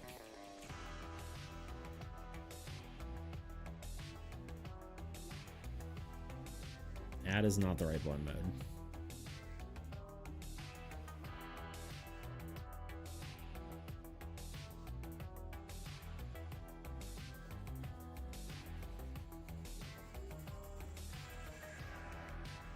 Overlay is the right blend mode. There we go.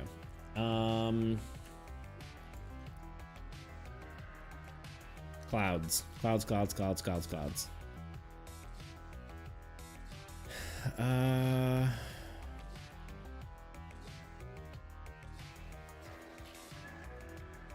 gonna want one slightly overlapping the ship, as much as I don't like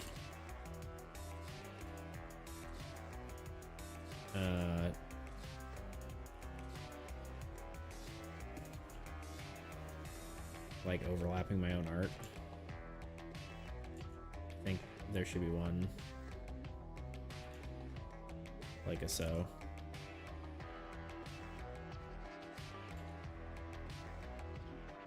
Maybe? I don't know.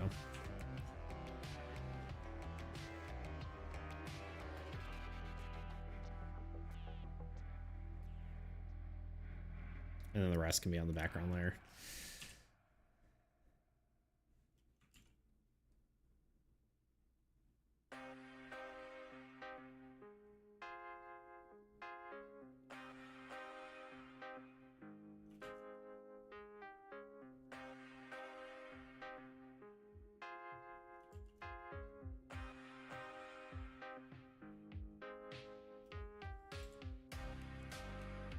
This one is A, too far, and B, too close, and B, not in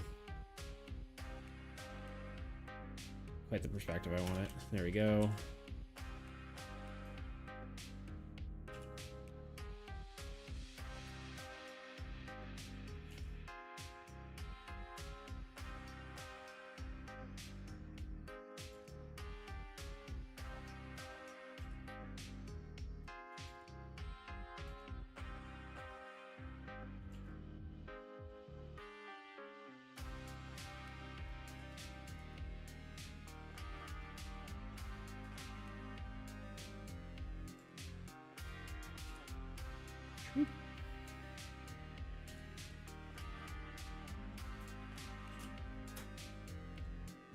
Okay, make these white fluffy clouds.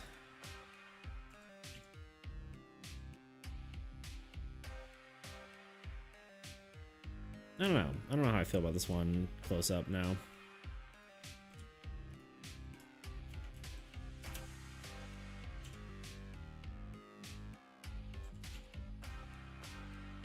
Kind of just feels in the way.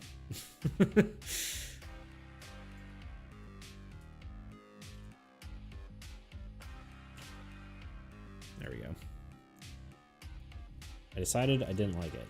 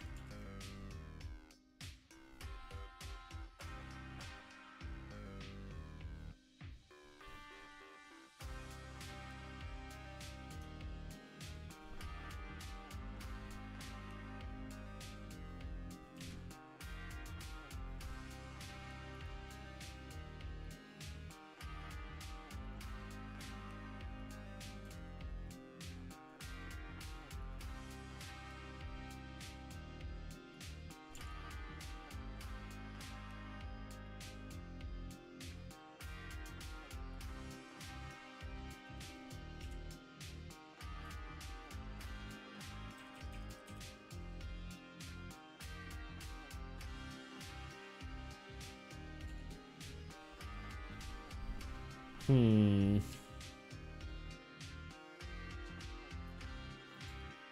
think the background is just too light in general.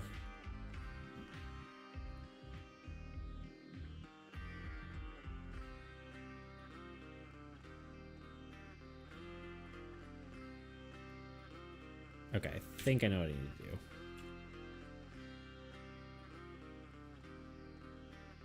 This needs to go lighter, and then this needs to go darker as it goes up.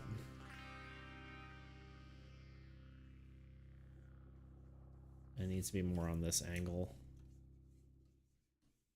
I think.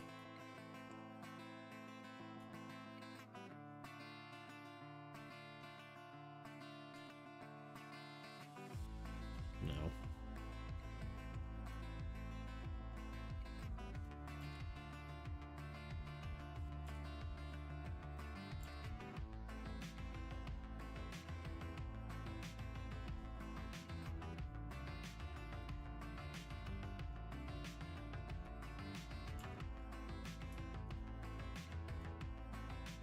The heck? Oh.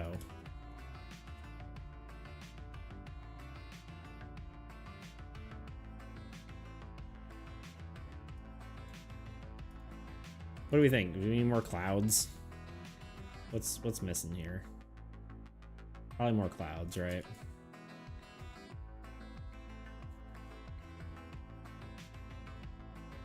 Maybe what we do is we just grab the color and then we just scribble in like faraway clouds. And then, wait, is this the right layer? Yeah. And then we do like 50%.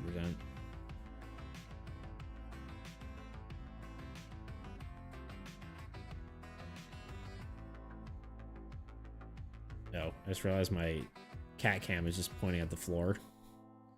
I love that.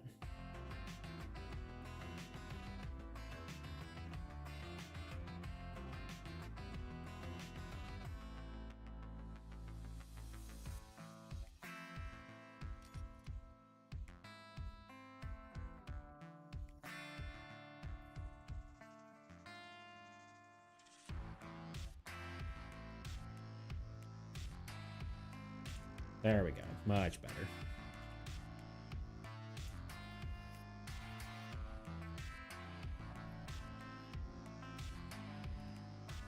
I almost think that these clouds need to just be completely darker though. So it's not fighting with the ship. Or, I mean, maybe I could just... Nah. Okay, here's what we do. Do this, do this.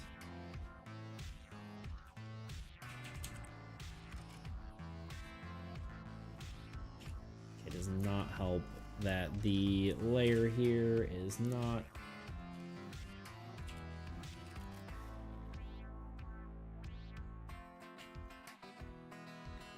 If only I didn't do this wrong. This would be easy.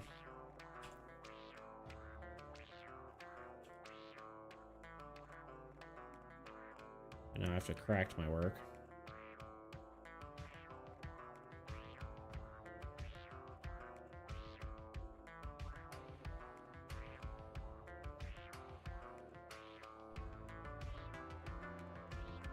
So here we are.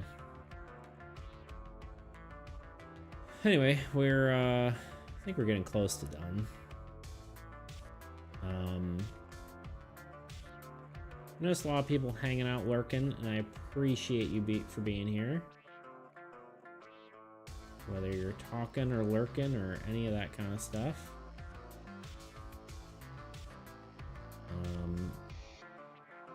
Yeah. If you're interested in playing any of the games, I'm actually just gonna link my Discord.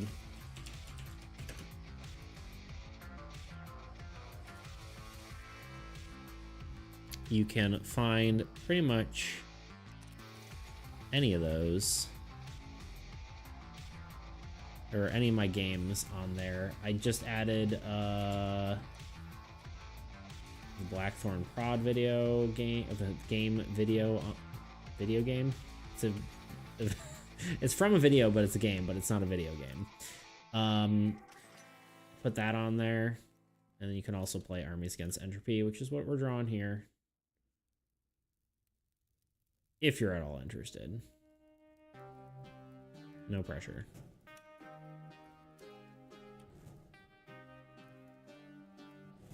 Yeah, hopefully his art streams are chill.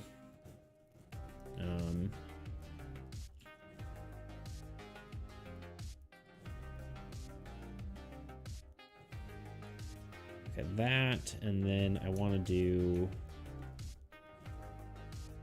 some soft light, and we'll do yellow as well.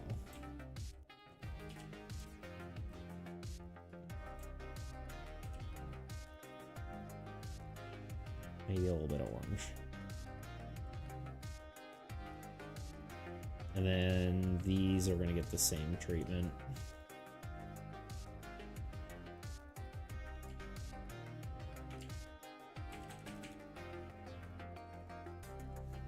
Oh, I 100% moved these. Wait, what is these?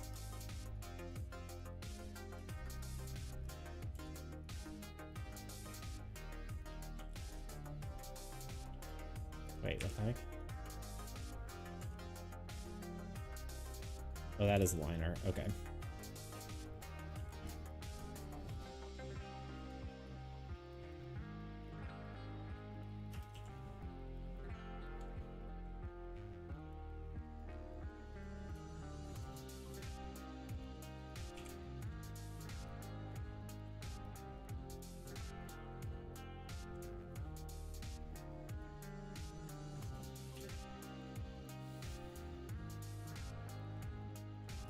And I think that might do it for today.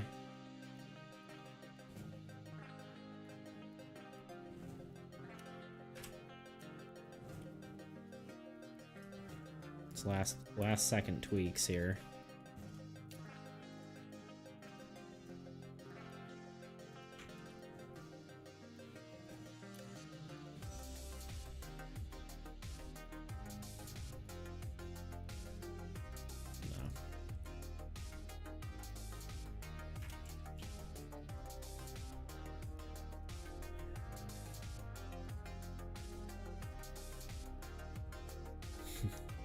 Follow on Twitch too. True.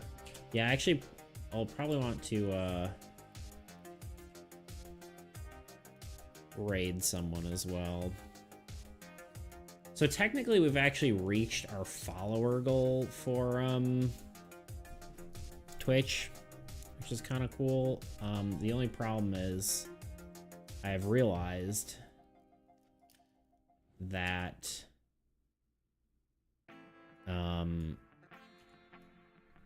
unfortunately, I think we need a certain number of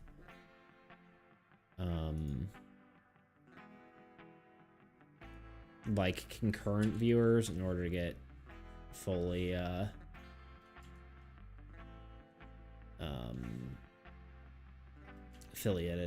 affiliated, you know?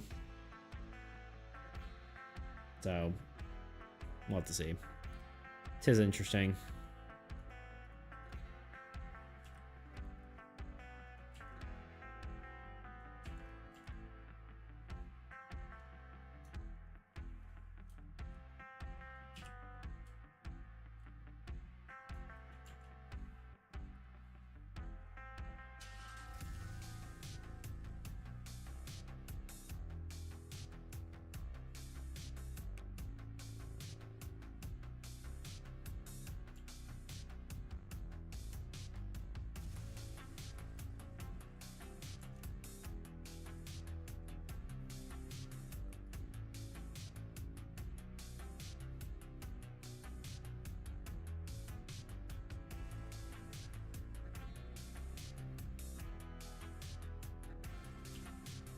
All right, I think that might be good. My only worry is that the yellow is just too distracting from the rest of the card. Yeah, I think orange might be better.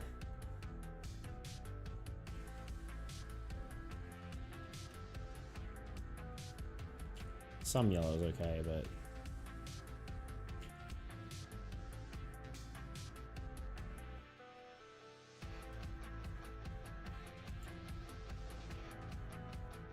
looks great. Yeah, I'm actually surprised that it turned out as well as it did.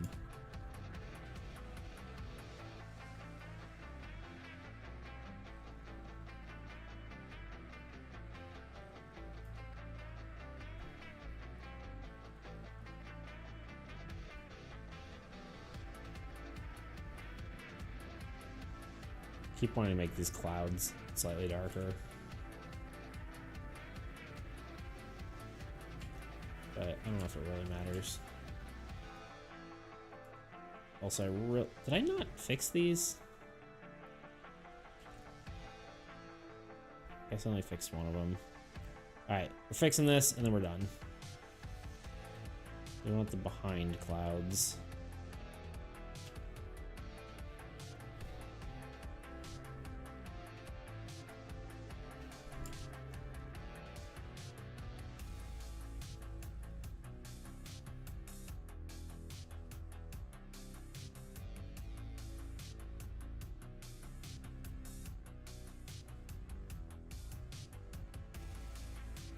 So what happens when you use the fill tool incorrectly?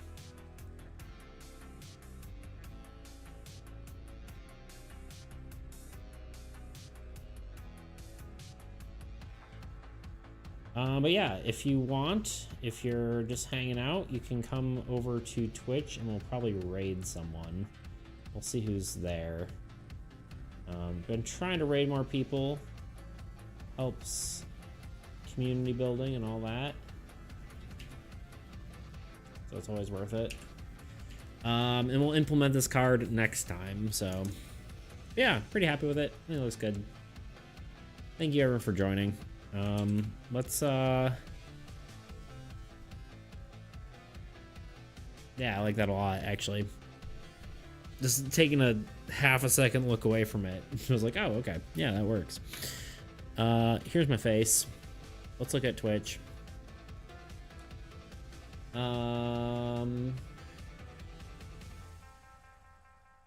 If anyone has any suggestions, please throw them out there. Otherwise, I will pick someone at random.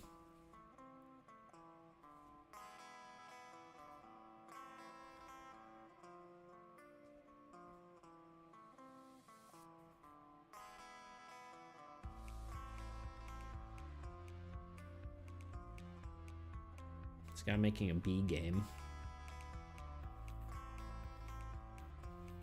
Or something. It's called Small Survivors. That seems kind of cute. We might do that. That's an option.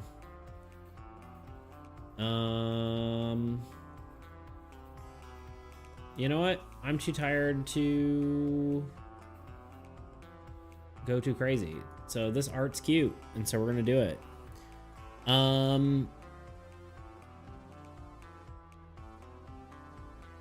Yeah.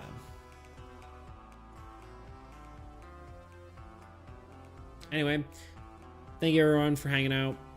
I will see you all on Monday.